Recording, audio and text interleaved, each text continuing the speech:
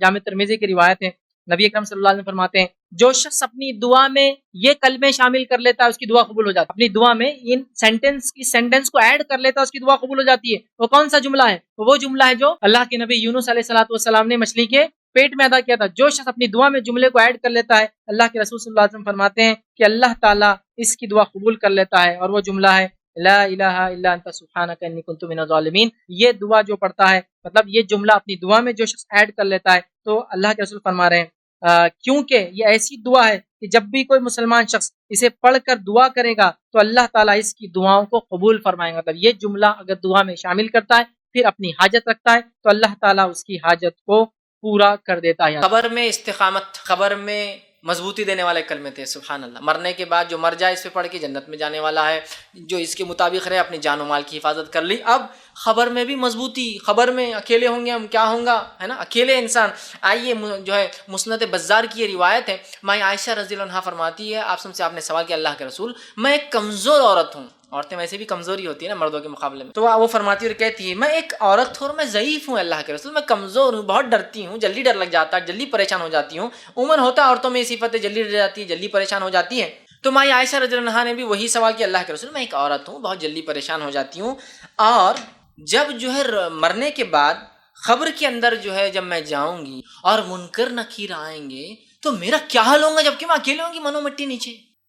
آپ اندازہ لگائیے یہ ایک ہال ہے، اس ہال سمجھو کہ رات میں پروگرام ہو رہا ہے اور اللہ نہ کرے لائٹ چلی جائے، عورتیں بھی اوپر بیٹھی، اچانک لائٹ چلے گئی اور باہر کوئی چاندنی رات بھی نہیں، بدلی آئی گی، بادل ہے خوب، اور لائٹ چلے جائے تو کیسی تھرتھراہٹ چھوٹ جاتی ہے نا.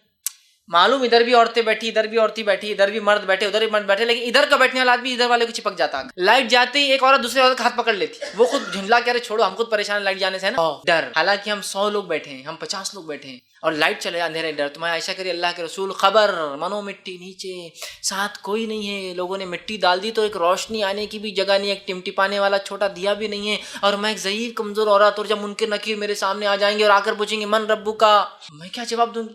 ایک روایت میں آتا صحابہ نے کہا اللہ کے رسول یہ منکر نکیر اتنی خوفزدہ حالت میں آئیں گے، زمین کو اپنے دانتوں سے پھاڑتے ہوئے آئیں گے، جن کے دانت بیلوں کی سینگوں کے اتنے ہوں گے، آنکھیں بڑی بڑی اور لال ہوں گی، اور گرجدار آواز میں زمین کو پھاڑ کر آئیں گے. اندازہ لگا کیسی مخلوق، اور کہیں گے من ربو کا، اور جن کی آواز کڑکتی بجلی جیسی ہوں گی. کڑکتی بجلی سے تو اچھے لوگ گھبرا جاتے جب بغیر کڑکے تو ہے نا، آواز کڑکتی بجلی کیسا من ربو کا. صحابہ نے کہا ہم تو پتھر کے بت بن جائیں گے، مٹی کے بت، مطلب ہماری تو کیفیت نہیں ہوگی بولنے کی. یہ ہماری عائشہ نے بھی یہ سوال کیا کہ ہم تو جم جائیں گے، ہم تو کچھ نہیں کہہ پائیں گے. تو آپ صلی اللہ علیہ وسلم نے یہ آیت تلاوت کی جو سورہ ابراہیم سورہ نمبر 14 آیت نمبر 27 تھی. اللہ نے فرمایا یثبت اللہ الذین آمنوا بالقول الثابت فی الحیاۃ الدنیا وفی الآخرۃ ویذل اللہ الظالمین ویفعل اللہ ما یشاء. یہ آیت تلاوت کی جو سورہ ابراہیم سورہ نمبر 14 کی آیت 27 تھی. کیا فرمایا آپ صلی اللہ علیہ وسلم نے یثبت اللہ الذین آمنوا بالقول الثابت، اللہ رب العزت مومنوں کے قدم کو جما دیں گا قول ثابت سے. اور قول ثابت سے مراد کیا ہے؟ اس سے پہلے کی آیت گزر چکی ہے، 27 سے پہلے 26 اور 25 اور 24 ہم نے پڑھی. وہی کلمہ طیبہ کی مثال ایک مضبوط جھاڑ سی ہے جس کی جڑیں زمین میں ہے، اس کے بعد کی آیت ہے بالکل. یہ 24 25 26 وہ آیتیں تھی اور یہ 27ویں آیت. کیا فرمایا کہ اللہ کلمہ طیبہ سے مومنوں کے قدم جما دیں گا. یثبت، تو کلمہ طیبہ خبر میں آ جانے والا ہے، اسی وجہ سے ہم مضبوط ہوں گے. اور جس کے کلمہ طیبہ مضبوط نہیں تھا، کلمہ توحید کمزور تھا، خبر میں وہ جواب نہیں دے پائیں گا، اس کے پیر کانپنے لگ جائیں گے. تو انہوں نے کہا میں تو ڈر جاؤں گی کہ عورت ہوں میں.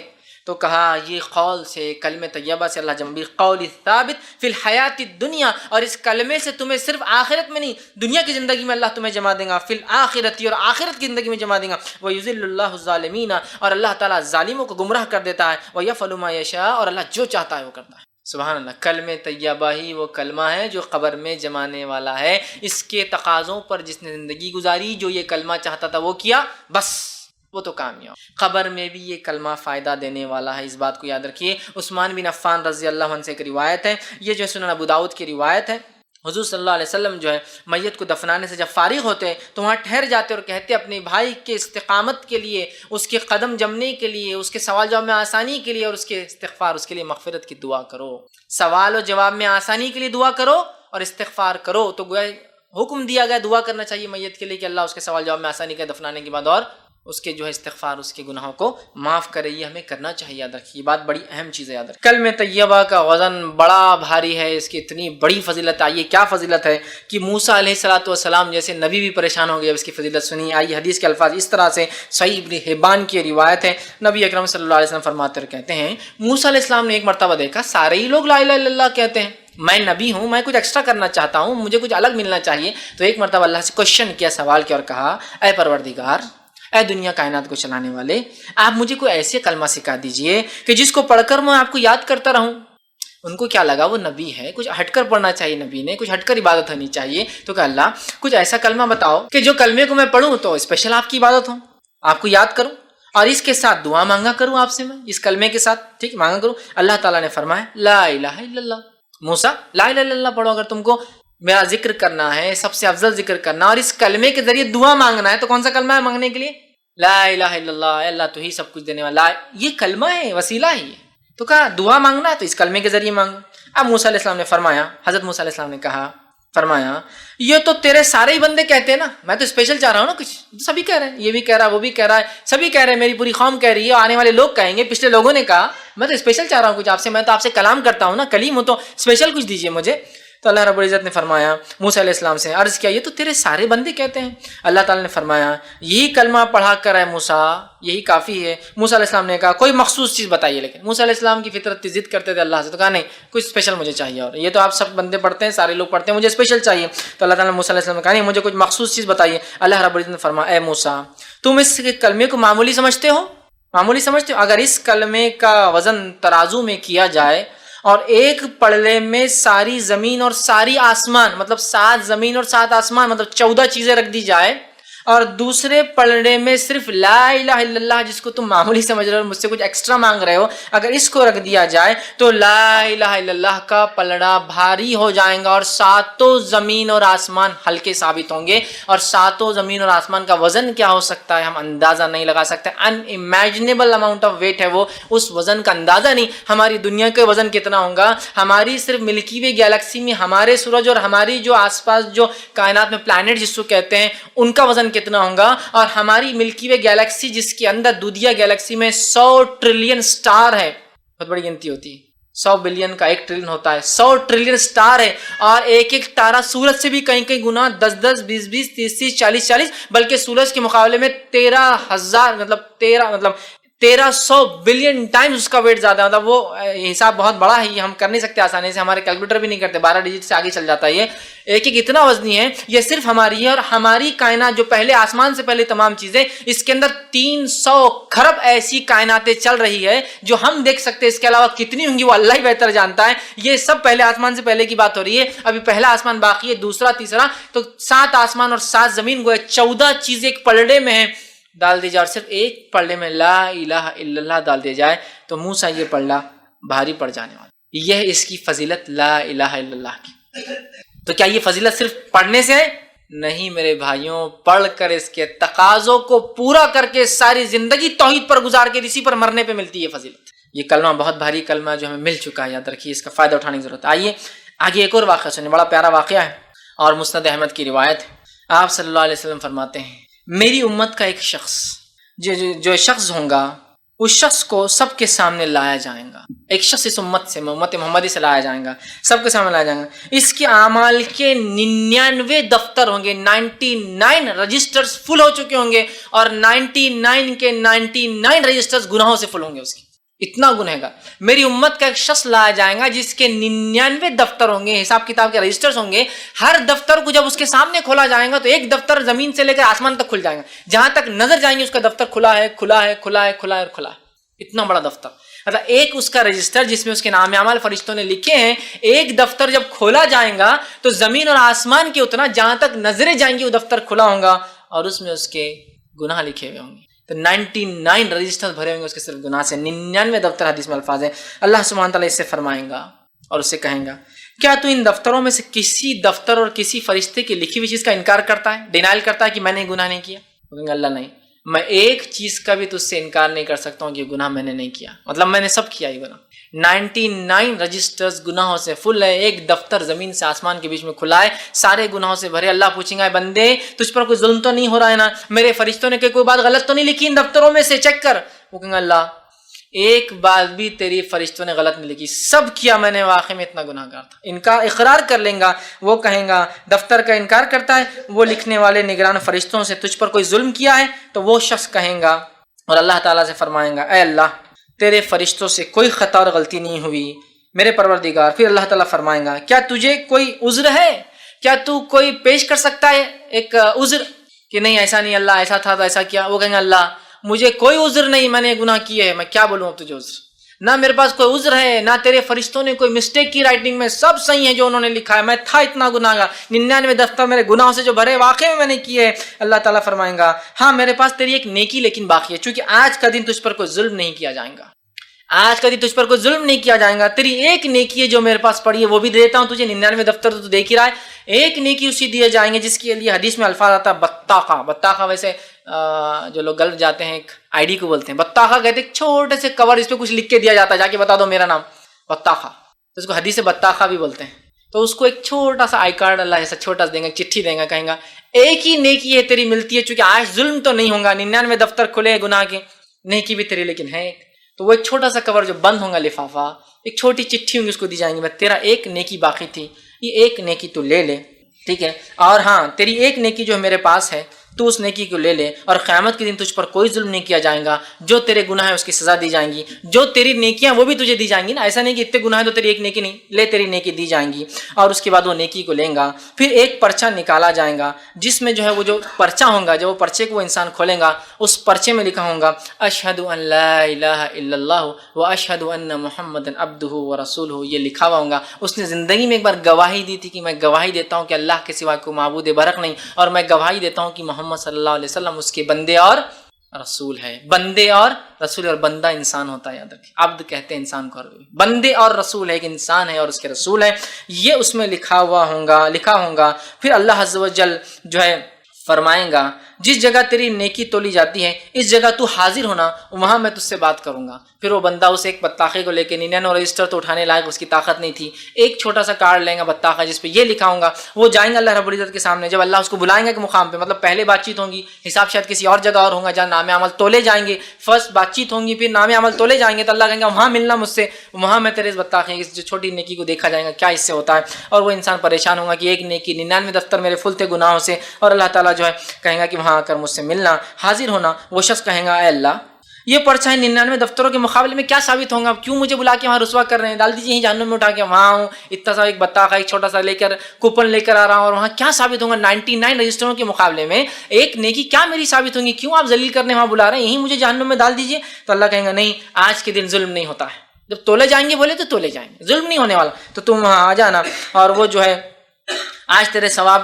میں کوئی کمی نہیں ہوگی، جتنا کیا اتنا تو دینا ہی پڑے گا، لہٰذا تیرا بطاخہ تولا جائے گا اور دیکھا جائے گا اس کے معاملے، اور پھر وہ چھوٹی سی چٹھی جو اس کے پاس ہوں گی وہ لے کر جائیں گا، جس میں کل میں طیبہ پڑھا ہوں گا زندگی میں سچے خالص دل سے ایک باری سے وہ لکھی بھی ہوں گی، اس پہ لے کے آئیں گے، اور چنانچہ کلمہ طیبہ والا جو ہے ترازو لگایا جائے گا، اور ایک پلڑے میں کلمہ طیبہ رکھ دیا جائے گا، اور دوسرے پلڑے میں اس کے سارے 99 دفتر گناہوں کے رکھ دیے جائیں گے۔ آپ وسلم فرماتے اور کہتے چنانچہ جو ہے وہ تولا جائیں گا اور اس دن کمی نہیں ہوگی، تو کلمہ طیبہ والا پلڑا اس کا بھاری پڑ جائے گا 99 دفتروں گناہوں کے مقابلے میں، کیونکہ اس نے ایک بار سچی گواہی دی تھی اللہ کے بارے میں، تو 99 اس کے دفتر جو گناہوں کے تھے ہلکے پڑ جائیں گے، اور ایک کلمہ اس کا پلڑا بھاری رکھا جو ہے بھاری پڑ جائے گا، پرچے کے ایک جو ہے پلڑے میں رکھا جائے گا، اور نام اعمال کے 99 دفتر دوسرے پلڑے میں رکھ کے تولے جائیں گے، تو دفتر والا پلڑا جو چھوٹا ہے وہ ہلکا پڑ جائے گا، اور 99 دفتر اٹھ جائیں گے، اور کلمہ لا الہ الا اللہ کا پلڑا جھک جائے گا، بھاری ہوگا۔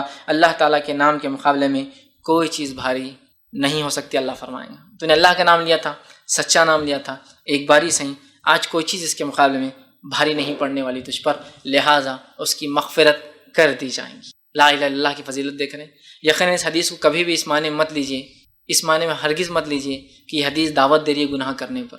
اس نے گناہ کیے تھے، اس نے خطائیں کی تھی، لیکن اس کے اپنے رب سے معافی تھی، اور اس کے پاس لا الہ الا اللہ سچے دل سے بولا گیا کہ باقی تھا۔ میں اور آپ نہیں جانتے واقعے میں، اور گناہ یاد رکھیے جو ہو جاتے ہیں ایک الگ چیز ہے، گناہ کرنا جان مجھ کے یہ اللہ کے خلاف ضد ہے، یاد رکھیے، یہ سرکشی کہتے ہیں۔ معلوم ہے اس کے عذاب نہ ہے، کیا ہوں گا دیکھا جائے گا، کریں گے، نہیں، اس نے کیے، وہ نادم تھا، اس نے توبہ کی ہوں گی، اللہ نے توبہ قبول کر لی تھی اور اس ایک کلمے کے مقابلے میں اس کو معاف کر دیا۔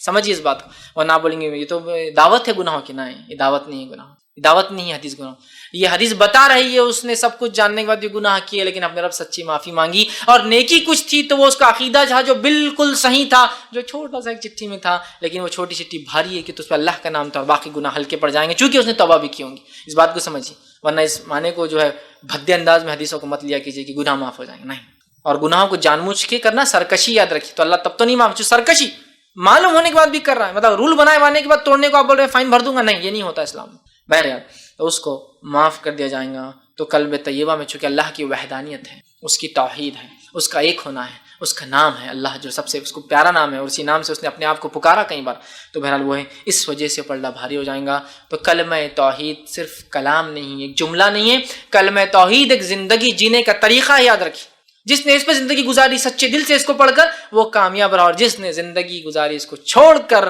اس کے معنوں کو چھوڑ کر، اس کے تقاضوں کو پورا نہ کر کے، وہ کامیابی کے بارے میں سوچے بھی نہ، یاد رکھیں، سوچے بھی نہ کامیابی کے بارے میں۔ تو بہرحال یہ بہت ضروری ہے کہ ہم کلمہ توحید کا سچے دل سے اقرار کریں۔ پہلا عمل جو ہم کو کرنا ہے جو گناہوں کو مٹا دیتا ہے، جس کے تعلق سے اللہ رب العزت نے قرآن نے فرمایا ہے، اور وہ سورہ جو ہے انفال سورہ نمبر 8 آیت نمبر 20 میں اللہ نے فرمایا اور کہا ہے، وہ ہے اللہ کا تقوی اختیار کرنا۔ اللہ کا تقوی اختیار کرنا ایک ایسا عمل ہے جس سے اللہ رب العزت چاہے انسان کتنے ہی گناہ کرے ان گناہوں کو دھو دیتا ہے، گناہوں کو مٹا دیتا ہے، گناہوں کو صاف کر دیتا ہے۔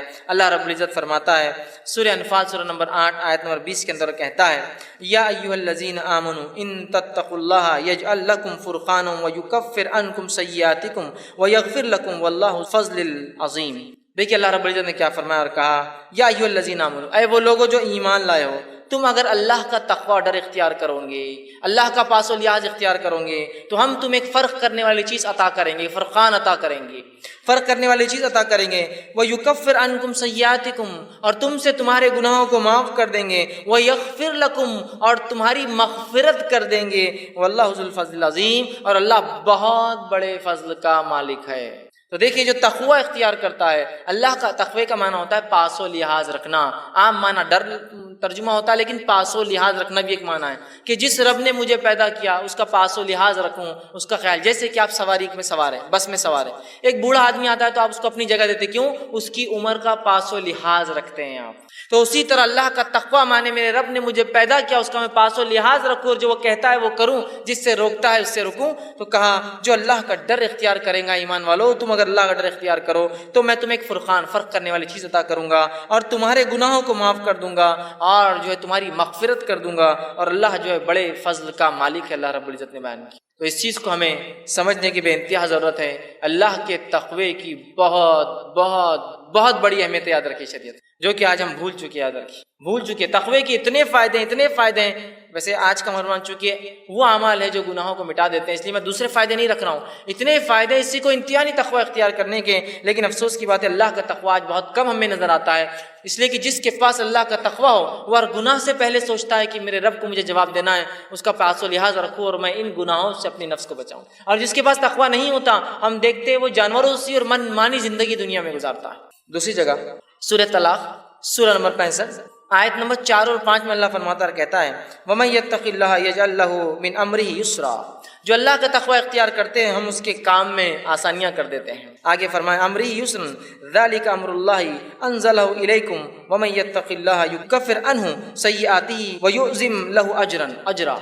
دیکھیے اللہ کیا فرماتا ہے اگلی آیت میں کہ جو اللہ کا ڈر پاس و لحاظ اختیار کرتا ہے اللہ اس کے معاملات آسان کر دیتا ہے، اور اللہ رب العزت آگے فرما رہا ہے کہ اللہ نے جو ہے تمہارے طرف ایک اپنا ایسا حکم اتارا ہے کہ اگر اس حکم کے مطابق تم تقوی اختیار کرو تو اللہ تمہارے گناہوں کو جتنے سیئات ہیں اس کو معاف کر دے گا، اور اللہ تعالیٰ بہت بڑے اجر دینے پر قادر ہے، بہت بڑے اجر کا مالک ہے۔ تو یہاں بھی دیکھیے تقوی اختیار کریں گے تو معافی کی بات ہوئی، ہمارے گناہوں کو مٹا دینے کی بات ہو رہی ہے۔ تو سب سے پہلا کام مجھے اور آپ کو جو کرنا ہے وہ اللہ کا تقوی اختیار کرنا ہے، اس لیے کہ اس کے بہت سارے فائدے ہیں۔ نبی اکرم صلی اللہ علیہ وسلم جو خطبہ حاجہ پڑھتے ہیں، اس خطبہ حاجہ میں یہ آیت آپ بار بار جو ہے تلاوت کیا کرتے تھے، جو میں نے بھی خطبے کے ابتدا میں پڑھی یا ایھا الذین آمنوا اتقوا اللہ وقولوا قولا سدیدا، اے وہ لوگوں جو ایمان لائے ہو سیدھی اور سچی بات کرو، یصلح لکم اعمالکم، اللہ تمہارے اعمال کی اصلاح کرے گا، ویغفر لکم ذنوبکم، تمہارے گناہوں کو معاف کرے گا۔ تو یہاں بھی دیکھیے اللہ رب العزت نے فرمایا کہ یا ایھا الذین آمنوا اتقوا اللہ، اے وہ لوگ جو ایمان اللہ کا تقوی اختیار کرو،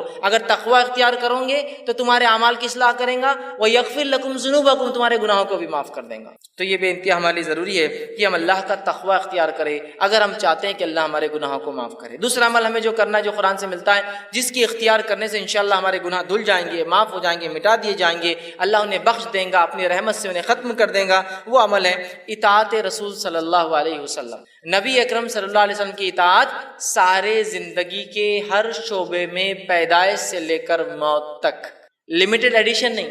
ہمارے پاس سنت کی بات، اتباع سنت کی بات بہت مختصر ہوتی ہے، کبھی کبھار ہوتی ہے نا، بہت مختصر۔ کب جب جھگڑا ہو جائے تو چل رہا حدیث میں کیا آتا ہے چلو دیکھیں گے، عام اس میں نہیں، جب تک جھگڑا نہیں چلنے دو جو چل رہا ہے معاملہ ہے نا۔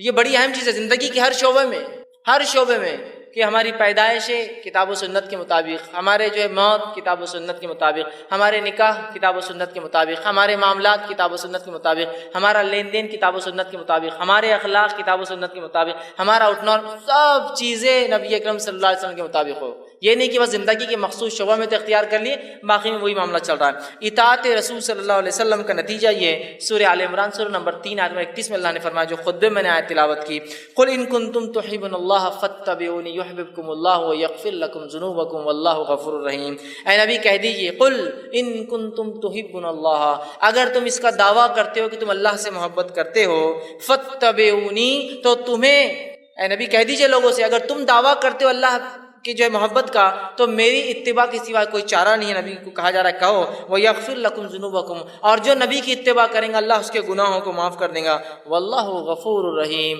اللہ بہت زیادہ بخشنے والا اور رحم کرنے والا ہے۔ تو یہاں دیکھیے بات واضح ہو رہی ہے، اور ایسی کئی آیتیں ہیں، سینکڑوں آیتیں قرآن میں، کہ نبی کی اتباع کرنے والے کے گناہ معاف ہو جاتے ہیں، اور نبی کی موجودگی میں تیز آواز سے بات کرنا بھی اعمال کو برباد کرنے کے لیے اور جہنم میں جانے کے لیے کافی ہوتا ہے۔ دونوں ہی بات یاد رکھیں، نبی کی اتباع گناہوں کو معاف کر دیتی ہے، اور نبی کی نافرمانی اس حد تک کہ نبی کے موجودگی میں تیز آواز سے بات کرنا بھی انسان کے جو ہے گناہوں کو معاف کر دے، جو ہے انسان کے جو ہے نیکیوں کو، اگر نبی کی موجودگی میں تیز آواز سے بات بھی کرے تو اس کی نیکیاں برباد ہو جاتی ہے، یاد رکھیے، اس کے نام عمل خالی ہو سکتا ہے۔ سورہ جو ہے حجرات اٹھا کر آپ دیکھیے، ابتدائی آیت ہے اسی پر ہے، نبی کی موجودگی میں تیز آواز بھی نہیں کرنا ہے، یاد رکھیے، یہ بات بڑی اہم ہے۔ اور نبی کے ادب میں ایک چیز یہ بھی یاد رکھیے، نبی کے ادب میں یہ چیز شامل ہے کہ نبی کا نام لے کر نہ پکارا جائے۔ اللہ رب العزت نے اپنی کتاب میں رسول اکرم صلی اللہ علیہ وسلم کو صرف 4 بار نام سے پکارا ہے۔ ایک بار تذکرہ تو عیسیٰ علیہ السلام کے واقعے میں ہو کہ عیسیٰ علیہ السلام نے بشارت دی کہ میرے بعد ایک نبی آئیں گے جس کا نام احمد ہوگا، واقعے کو چونکہ اس میں تذکرہ ہے، 4 بار نام لیا، صرف 4 آیتیں ہیں صرف۔ اس کے بعد جو اللہ رب العزت نے یا ایھا الرسول، یا ایھا النبی، یا مدثر، یا مزمل، ہے نا، نام لیا۔ ادب ہے، ان لوگوں کو غور سے سننا چاہیے جو دھڑلے سے چلا کر یا محمد یا محمد پتہ نہیں کتنی بار بول رہے ہیں، یہ ادب ہے نبی کا، اور پتہ نہیں گا رہے ہیں اس کو، اور پتہ نہیں گانے میں 1000 بار وہ نام آ رہا ہے۔ نبی اکرم صلی اللہ علیہ وسلم کا نام آنے پر آپ پر درود بھیجنا ہم پر واجب ہے۔ تو اللہ عزت کر رہا ہے اپنے نبی کی، اور اللہ نے نام بہت مختصر 4 ہی بار لیا صرف اپنے نبی کا، یہ ادب ہے نبی کا، یاد رکھیں۔ صحابہ بھی اللہ کے رسول صلی اللہ علیہ وسلم کو نام سے نہیں پکارتے تھے، یہ بات سن۔ تو اطاعت رسول اتنی اہم چیز ہے کہ اطاعت کرو گے جنت میں جاؤ گے، گناہ معاف ہوں گے، اطاعت نہیں کرو گے صرف نبی کی موجودگی میں تیز آواز بھی کرو گے تو اپنے نام اعمال کو جو ہے خالی پاؤں گے روز قیامت نیکیوں سے۔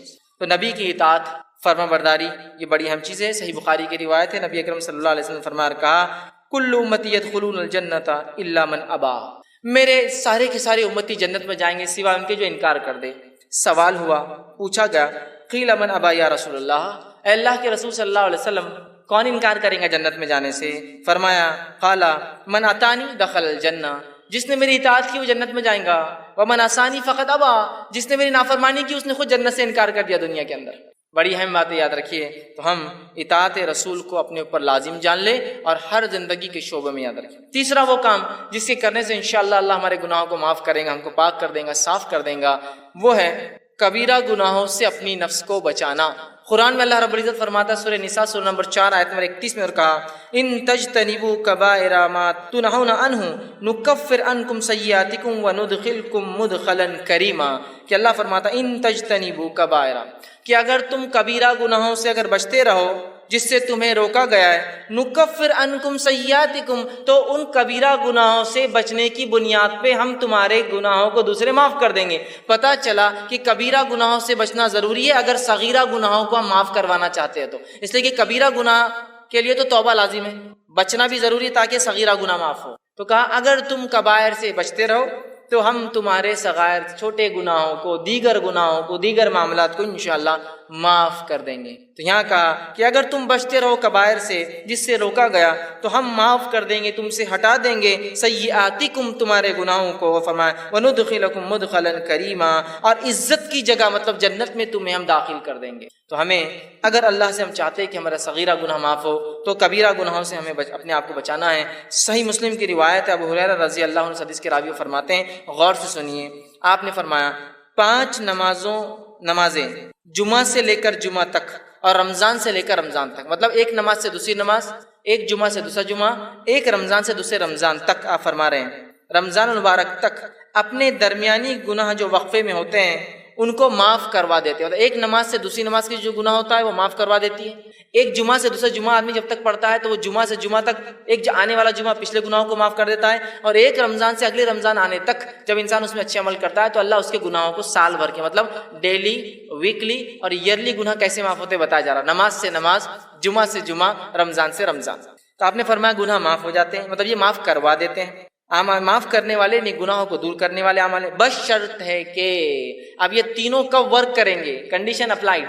نماز سے نماز کب گناہوں کو معاف کروائیں گی، جمعہ سے جمعہ کب گناہوں کو معاف کروائیں گا، رمضان سے رمضان کب گناہ معاف ہوں گے، آپ نے فرمایا بس شرط ہے کہ، کنڈیشن اپلائیڈ ہے کہ کبیرہ گناہوں سے بچتا رہے۔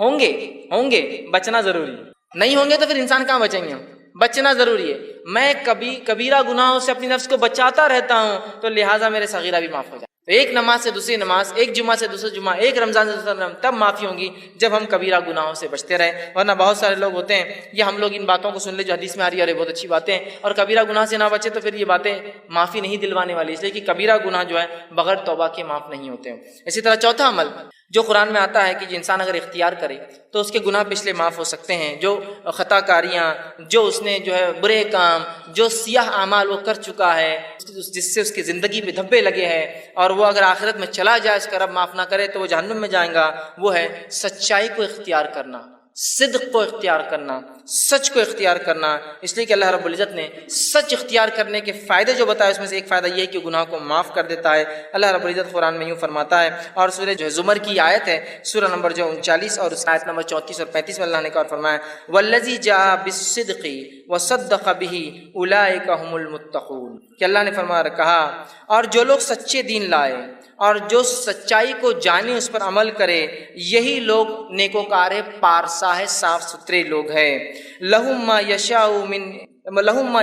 یشاؤون عند ربہم ذلک جزاء المحسنین، اور ان کے رب کے پاس وہ جو چاہیں گے ان کو وہ دیا جائیں گا، یہ محسنین کے لیے، نیک کرنے والوں کا بدلہ ہے۔ لیکفر اللہ عنہم اسوأ الذی عملوا، اور ان کو جو وہ چاہیں گے وہ ملیں گا، اور اللہ ان سے معاف کر دے گا جو گناہ ہوتے ہیں، جو اعمال میں انہوں نے کیے ہیں۔ وَيَجْزِيَهُمْ أَجْرُهُمْ بِأَحْسَنِ الَّذِي كَانُوا يَعْمَلُونَ، اور ان کو گناہ معاف کر دے گا، ان کو نیکیاں دے دیں گا، اور جو ہے ان کو ایک بہت بہترین اور نیک بدلہ اس کا عطا فرمائیں گا۔ تو یہاں دیکھیے اس آیت میں جو صدق کو، سچائی کو اختیار کرتے ہیں، اور الَّذِي جَاءَ بِالصِّدْقِ، سچ کو اختیار کیا، سچ کے مطابق زندگی گزارا، دین اسلام کو اختیار کیا، دین کے مطابق زندگی گزارا، تو اس کا بدلہ یہ کہ اس کے تمام گناہ اللہ معاف کر دیتا ہے، بخش دیتا ہے۔ یاد رکھیے سچائی کے بڑے فائدے یاد رکھیے، اور ہم تمام لوگ جو اگر سچائی کو اختیار کرتے ہیں تو انشاءاللہ عزیز ہمارے گناہ معاف ہو جاتے ہیں۔ صحیح بخاری کی روایت ہے، عبداللہ ابن مسعود رضی اللہ عنہ حدیث کے راوی فرماتے اور کہتے ہیں نبی اکرم صلی اللہ علیہ وسلم نے فرمایا کہا سچ کو لازم پکڑو کیونکہ سچ نیکی کی طرف رہنمائی کرتا ہے، اور نیکی جنت کی جانب رہنمائی کرتی ہے۔ اور آدمی سچ بولتا ہے اور سچ بولتا ہے اور سچ بولتا ہے حتیٰ کہ اس کا نام سچوں میں لکھ دیا جاتا ہے۔ اور پھر آگے آپ نے فرمایا کہا اور یاد رکھو جھوٹ سے بچو، اس لیے کہ جھوٹ برائی کی طرف لے جاتا ہے اور برائی جہنم کی طرف لے جاتی ہے۔ انسان جھوٹ بولتا ہے اور جھوٹ بولتا ہے اور جھوٹ بولتا ہے اور اس کا نام کذاب، جھوٹوں میں لکھ دیا جاتا ہے۔ تو ہمارے لیے بے انتہا ضروری ہے ہم سچ کو اختیار کریں، جھوٹ سے بچے، اس لیے کہ اللہ رب العزت جو ہے سچ بولنے والوں کو جو ہے ان کے گناہوں کو جو ہے معاف کر دیتا ہے۔ پانچواں عمل جو قرآن سے ملتا ہے جس سے کرنے سے ہمارے گناہ معاف ہوتے ہیں، وہ عمل ہے جو ہے صدقے کو چھپا کر دینا۔ صدقے کو چھپا کر دینا، بتا کر ظاہر کر کے نہ دینا۔ حالانکہ صدقے کو ظاہر کر کے دینا بھی جائز ہے، لیکن چھپا کر دینا یہ افضل عمل ہے۔ اللہ رب العزت فرماتا ہے سورہ بقرہ سورہ نمبر 2 آیت نمبر 271 میں اللہ نے فرمایا اور کہا ان تبدوا الصدقات فنعما ہی وان تخفوها وتؤتوها الفقراء فهو خیر لکم ویکفر عنکم من سیئاتکم واللہ بما تعملون خبیر۔ اللہ فرماتا ہے اگر تم اپنے صدقات کو ظاہر کر کے دو تو یہ بھی اچھا ہے، لیکن اگر چھپا کر دو، مخفی دو، ڈھانپ کر دو تو یہ تمہارے لیے زیادہ خیر ہے۔ جو تم فقیروں کو چھپا کر دو یہ تمہارے لیے زیادہ بہتر ہے۔ اللہ اس صدقے کی برکت سے تمہارے گناہوں کو معاف کر دے گا، مٹا دے گا، ہٹا دیں گا، تم سے دور کر دیں گا، اور فرمایا سیئاتکم وبما تعملون خبیر، اور اللہ ہر اس عمل سے خبردار ہے جو تم کرتے ہو۔ تو صدقہ دکھا کر بھی دیا جا سکتا ہے۔ اس سماج میں جہاں آپ کو لگتا ہے صدقہ دکھا کر دینے سے لوگ جوش میں آئیں گے اور عمل کریں گے، اور وہاں جہاں دیتے ہیں لوگ اور آپ بہتر سمجھتے چھپا کر دیں تو وہاں بند مٹھی دینا افضل ہے، اس لیے کہ صدقہ چھپا کر دینے سے گناہ معاف ہوتے ہیں، گناہ ہٹا دیے جاتے ہیں، اللہ رب العزت نیکی ہمارے نام اعمال میں لکھتا ہے۔ یہ بہت بڑی بات ہے، ہمیں کوشش کرنا چاہیے کہ ہم صدقہ کریں اور چھپا کر کریں، اور اپنے صدقے کو منی والعزا دکھاوا کر کے، جتلا کر، بار بار یاد دلا کر کہ ہم نے تمہیں صدقہ دیا تھا، ہم برباد نہ کریں۔ آئیے چھٹا عمل جو ہم کو ملتا ہے قرآن سے، جس کے کرنے سے ہمارے گناہ معاف ہو سکتے ہیں، اللہ مٹا دیں گا، وہ ہے اللہ سے جو ہے ڈرنا، اور بغیر دیکھے ڈرنا۔ چونکہ ہم نے اللہ کو دیکھا نہیں ہے، اس کے بعد بھی اس کے اگر کوئی شخص خشیت اختیار کرتا ہے، ڈر اختیار کرتا ہے، اللہ گناہ معاف کرتا ہے۔ یہ بات کو اللہ رب العزت سورہ ملک سورہ نمبر 66 آیت نمبر 12 میں فرما کہا ان الذین یخشون ربهم بالغیب لهم مغفرۃ واجرا کبیر۔ اللہ نے فرمایا یقیناً جو لوگ اپنے رب سے بغیر دیکھے ڈرتے ہیں، خشیت اختیار کرتے ہیں، ان کے لیے اپنے رب کی طرف سے گناہوں کی معافی، مغفرت ہے، اور بہت بڑا اجر آخرت میں ایسے لوگوں کے لیے رکھا جائے گا جو بغیر دیکھے اپنے رب سے ڈر کر گناہوں کو نہیں کرتے ہیں، نیکیوں کو کرتے ہیں، سبقت لیتے ہیں۔ سمجھ رہے ہیں آپ بات کو؟ کتنی اہم بات اس حدیث میں بتا جو ہے قرآن کی آیت میں بتائی جا رہی ہے کہ ہم جو ہے اللہ کو بغیر دیکھے کا خشیت اختیار کریں، کہ اللہ تو ہمیں دیکھ رہا ہے، ہم تو نہیں دیکھ سکتے، اللہ دیکھ رہا ہے، اور نیکیاں کریں تو انشاءاللہ ہمارے گناہ اللہ رب العزت جو ہے معاف کر دیتا ہے اور جہنم سے ہماری جو ہے نجات کر دیں گا۔ اسی طرح ساتواں وہ عمل جس سے کرنے سے گناہ معاف ہوتے ہیں اور نیکیوں میں انسان کے اضافہ ہوتا ہے، وہ ساتواں عمل یہ ہے کہ انسان جو ہے وضو کرنے کے بعد 2 رکعت نماز پڑھے۔ بڑا اہم عمل ہے، بہت چھوٹا سا عمل بھی، اور اتنی فضیلت ہے اس کی۔ صحیح بخاری کی روایت ہے، آپ صلی اللہ علیہ وسلم نے فرمایا اور کہا، حدیث کے الفاظ دیکھیے ایسے ہیں کہ آپ صلی اللہ علیہ وسلم کے تعلق سے عثمان رضی اللہ فرماتے ہیں، اور ان کے غلام اس حدیث کو روایت کرتے ہیں جن کا نام حمران تھا، وہ کہتے ہیں کہ عثمان ابن عفان رضی اللہ عنہ نے ایک مرتبہ وضو کا پانی منگوایا، میں نے وضو کا پانی لایا، آپ نے وضو کو اچھی طرح کیا، پہلے اپنے ہاتھوں کو 3 بار دھویا، پھر جو ہے کلی کی اور ناک میں پانی 3 بار لیا، پھر چہرے کو 3 بار دھویا، پھر سیدھے ہاتھ کو کونیوں تک اچھے سے 3 بار دھویا، پھر الٹے ہاتھ کو کونیوں تک 3 بار اچھے سے دھویا، پھر سر کا مسح کیا، کانوں کا خلال کیا، اور اس کے بعد اپنے دونوں پیر، سیدھے پیر الٹے پیر کو ٹخنے تک دھوئے، اور اس کے بعد فرمایا اور کہا کہ جو شخص ایسا وضو کرے 3 بار جس طرح سے میں نے بتایا ہے، اور فرمایا اور اس کے بعد 2 رکعت نماز پڑھ لے، اس کو تحیۃ الوضو کہتے ہیں، یہ کر لے ایسا عمل وضو مکمل، پھر جا کے 2 رکعت نماز پڑھے، اس کو تحیۃ الوضو کہتے ہیں۔ تو وہ فرماتے ہیں رسول اکرم صلی اللہ علیہ وسلم نے فرمایا کہ اللہ اس کے پچھلے تمام گناہ معاف کر دیتا ہے۔ لیکن اس حدیث میں ایک بات اور جو اضافی آتی ہے، دوسری روایتوں میں الفاظ آتے وہ یہ ہے کہ وہ 2 رکعت نماز پڑھے وضو کے بعد، اور ایسی پڑھے کہ دل میں دوسرے کوئی خیالات نہ آئے، کوئی خیالات نہ آئے کہ یہ کیا ہو رہا ہوگا، وہاں کیا ہو رہا، بزنس سے کیا، یہاں جا، کوئی خیال نہ آئے، تو اس کے پچھلے سارے گناہ معاف کر دی جاتے ہیں۔ لیکن ایک بات میں یہاں ضرور رکھنا چاہوں گا، وہ یہ ہے کہ یہ تمام صغیرہ گناہ معاف ہوتے ہیں، کبیرہ گناہ بغیر توبہ کے معاف نہیں ہوتے، یہ بات یاد رکھ لیجیے، اس کے لیے توبہ ضروری ہے، اور بندوں کا حق ہے تو بندے سے معافی بھی ضروری ہوتی ہے، لیکن یہ صغائر سارے معاف ہو جائیں گے۔ صرف ایک عمل دیکھیے، اچھے سے وضو کرنا پرفیکٹلی، اور جا کے 2 رکعت نماز پڑھنا تحیۃ الوضو، گناہ سارے اس کے معاف ہو جائیں گے۔ اسی طرح جو ہے صحیح بخاری کی روایت ہے، جو حضرت عثمان رضی اللہ عنہ جب وضو کر چکے تو کہنے لگے کہ تم کو ایک حدیث سناتا ہوں، مطلب انہوں نے وضو کیا اور حدیث سنائی دوسرے لوگوں کو، اور کہا رسول اکرم صلی اللہ علیہ وسلم نے جو ہے میرے سامنے ایسا وضو کیا اور کہا جو شخص اچھے سے اس طرح سے وضو کرے اور پوری حدیث ان کو سنائی اور اچھی طرح وضو کرنے کے بعد 2 رکعت نماز پڑھے تو اس نے جتنے گناہ کیے ہوں گے اس نماز کی وجہ سے دوسری نماز تک، مطلب ایک نماز سے دوسری نماز تک وہ سارے گناہ بھی معاف. مطلب ایک انسان نے وضو کیا، وضو کرنے کے بعد ایک نماز پڑھی، سمجھ لیجیے تحیۃ الوضو نہیں، ایک نماز پڑھی.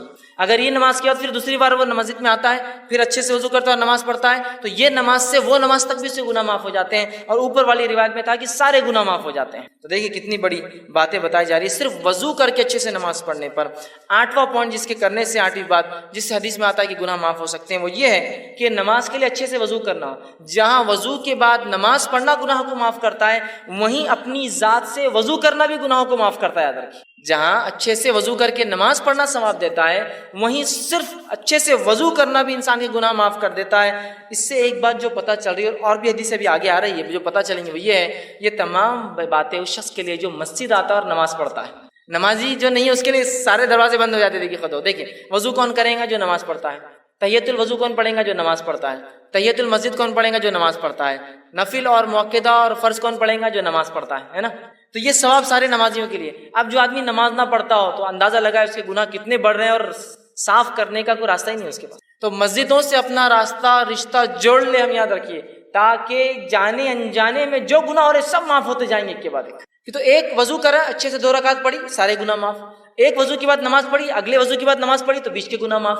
ساری باتیں تو نمازیوں کے تعلق سے آ رہی ہیں. آئیے وضو خود کرنے سے بھی گناہ معاف ہو جاتے ہیں. اللہ رب العزت گناہوں کو معاف کرتا ہے. صحیح مسلم کی روایت ہے رسول اکرم صلی اللہ علیہ وسلم کے تعلق سے ابو ہریرہ رضی اللہ عنہ فرماتے اور کہتے ہیں کیا میں تمہاری رہنمائی نہ کروں ایسے کاموں پر جن کی وجہ سے اللہ تعالیٰ تمہارے گناہوں کو مٹا دے. اللہ کے رسول نے فرمایا کیا تمہاری رہنمائی کروں، میں گائیڈنس کروں تمہارا ایسے اعمال کی طرف جن کے کرنے سے اللہ تمہارے گناہوں کو مٹا دیں گا اور ان کے درجات بھی بلند کریں گا، تمہارے مقامات بھی بلند کریں گا. اور لوگوں نے کہا اللہ کے رسول صلی اللہ علیہ وسلم کیوں نہیں، آپ ذرا بتائیے. تو آپ صلی اللہ علیہ وسلم فرمایا کہا وضو کا پورا کرنا جو ہے سختی اور تکلیف میں، وضو کو اچھے سے کرنا کمپلیٹ. سختی اور تکلیف سے مراد سردی کے دن ہے پانی ٹھنڈا ہے، گرمی کے دن ہے پانی گرم آ رہا ہے، اوپر ٹھنڈا گرم ہو چکا ہے دن بھر میں، ہے نا، ہوتا ہے نا. تو سردی اور گرمی میں چونکہ ہم جس علاقے میں ہوتے ہیں ہم کو گرمی کا وضو نہیں معلوم، سردی کا وضو معلوم، صرف تکلیف دہ ہوتا ہے بہت. گرمی کا وضو بھی اگر آپ کو دیکھنا ہے تو آپ کبھی دیکھ سکتے ہیں. ایک مرتبہ میرا راجستھان کا سفر ہوا پروگرامز کے سلسلے میں، وہاں میں گیا ایک مقام پہ اترا تو صاحب مجھ سے کہنے لگے آپ کیا غسل لیں گے؟ تو میں نے کہا ہاں بہت سفر میں تھکان ہو گئی، بڑا پسینہ گرمی تھی. تو کہا بیٹے برف کی سیل ڈال دو وہ بکیٹ کے اندر جا کر. وہ پریشان ہوں گے برف کی سیل بکیٹ میں کیوں ڈال دو، اور واقعی میں انہوں نے اچھا کیا تھا برف کی سیل ڈالی تھی بکیٹ میں، ورنہ وہ پانی اتنا گرم تھا کہ آپ ہاتھ بھی نہیں لگا سکتے اس کو. چونکہ گرمی کی وجہ سے وہاں سردی میں جتنا ٹھنڈا ہوتا ہے گرمی میں پانی اتنے 50 ڈگری 60 ڈگری تک چلا جاتا ہے گرم. آپ اسے نہ وضو کر سکتے ہیں نہ اسے نہا سکتے ہیں. تو یہاں آپ نے فرمایا تکلیف اور مشقت میں چاہے سردی کی وجہ سے ہو چاہے گرمی کی وجہ سے ہو اچھا وضو کرتا ہے، پرفیکٹ وضو. یا ایک معنی یہ بھی ہو سکتا ہے بیمار ہے، بہت مشکل ہوتی ہے کچھ حصوں پہ کرنا پھر بھی وہ اچھے سے کرتا ہے رک کر انتظار کر کے. یا ایک معنی یہ بھی ہو سکتا ہے معذور ہے، بہت تکلیف ہوتی ہے کہ پھر بھی اچھے سے وضو کرتا ہے اپنے رب کو راضی کرنے کے لیے. تو کہا تکلیف میں، حدیث کے الفاظ سے تکلیف ہے، باقی سردی کی ہو سکتی ہے، گرمی کی ہو سکتی ہے، معذوری کی ہو سکتی ہے، بیماری کی ہو سکتی ہے. اور مسجد کی طرف جو ہے اپنے قدم بڑھاتا ہے جاتا ہے. تو آپ نے فرمایا کہا قدموں کی جو ہے کثرت ہونا اور ایک نماز کے بعد دوسری نماز کا انتظار کرنا جو ہے یہ فرمایا کہ جو شخص اچھے سے وضو کرے اور مسجد کی طرف جائے مطلب کثرت سے مسجد کی طرف جاتا ہے اور ایک نماز سے دوسری نماز کا انتظار کرتا ہے، یہ تینوں لوگوں کے گناہ معاف کر دی جاتے ہیں. کون؟ پہلا انسان اچھے سے پرفیکٹ وضو کرنے والا، دوسرا کثرت سے پیدل مسجد جانے والا، اور تیسرا فرمایا ایک نماز کے بعد دوسری نماز کا انتظار کرنے والا. ان کے گناہوں کے تعلق سے فرمایا آپ نے یہ گناہ معاف کر دی جاتے ہیں. آپ نے صحابہ سے پوچھا کیا بتاؤں؟ صحابہ نے کہا بتائیے. آپ نے بتایا گناہ معاف کرنے والے اعمال. دیکھیے یہ باتیں بھی سب نمازیوں کے لیے. پھر یہ بڑی اہم بات ہے ہم لوگ بس نماز سے جڑ جائیں، مسجدوں سے رشتہ جڑ جائے ہمارا، بس پھر انشاءاللہ عزیز بہت ساری مغفرتیں تو یہیں آتی رہیں گی، بہت سارے اعمال کی معافی ہوتے رہیں گی. اسی طرح جو ہے صحیح مسلم کی ایک بہت لمبی روایت ہے، اس روایت کے آخری الفاظ ایسے ہیں. ایک صحابی تھے جو اللہ کے رسول صلی اللہ علیہ وسلم کے پاس آئے جن کا نام عمرو بن جو ہے ابسا تھا، اور یہ آ کر آیت الکرسی کی بھی بڑی فضیلت ہے، یاد رکھیے بہت بہت بہت بہت بہت بہت بہت زیادہ فضیلت ہے، اس کی کوئی انتہا نہیں.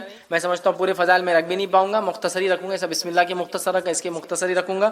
آیت الکرسی قرآن مجید کی تمام آیتوں میں اعلیٰ اور افضل ہے. آیت الکرسی قرآن مجید کی تمام آیتوں میں اعلیٰ اور افضل ہے، بہت بڑی فضیلت ہے. آئیے صحیح مسلم کی روایت ہے، ابی بن کعب رضی اللہ عنہ فرماتے اور کہتے ہیں رسول اللہ صلی اللہ علیہ وسلم نے فرمایا کیا تجھے معلوم ہے کہ کتاب اللہ میں سے تمہارے پاس کون سی آیت سب سے افضل ہے؟ کیا تمہیں معلوم ہے کہ کتاب اللہ میں سے کون سی آیت سب سے افضل ہے؟ تو میں نے عرض کیا اللہ اور اس کے رسول ہی بہتر جانتے ہیں، مجھے تو نہیں پتا۔ آپ صلی اللہ علیہ وسلم نے دوبارہ فرمایا کہ کیا تجھے معلوم ہے کتاب اللہ میں سے تمہارے پاس کون سی آیت سب سے افضل ہے؟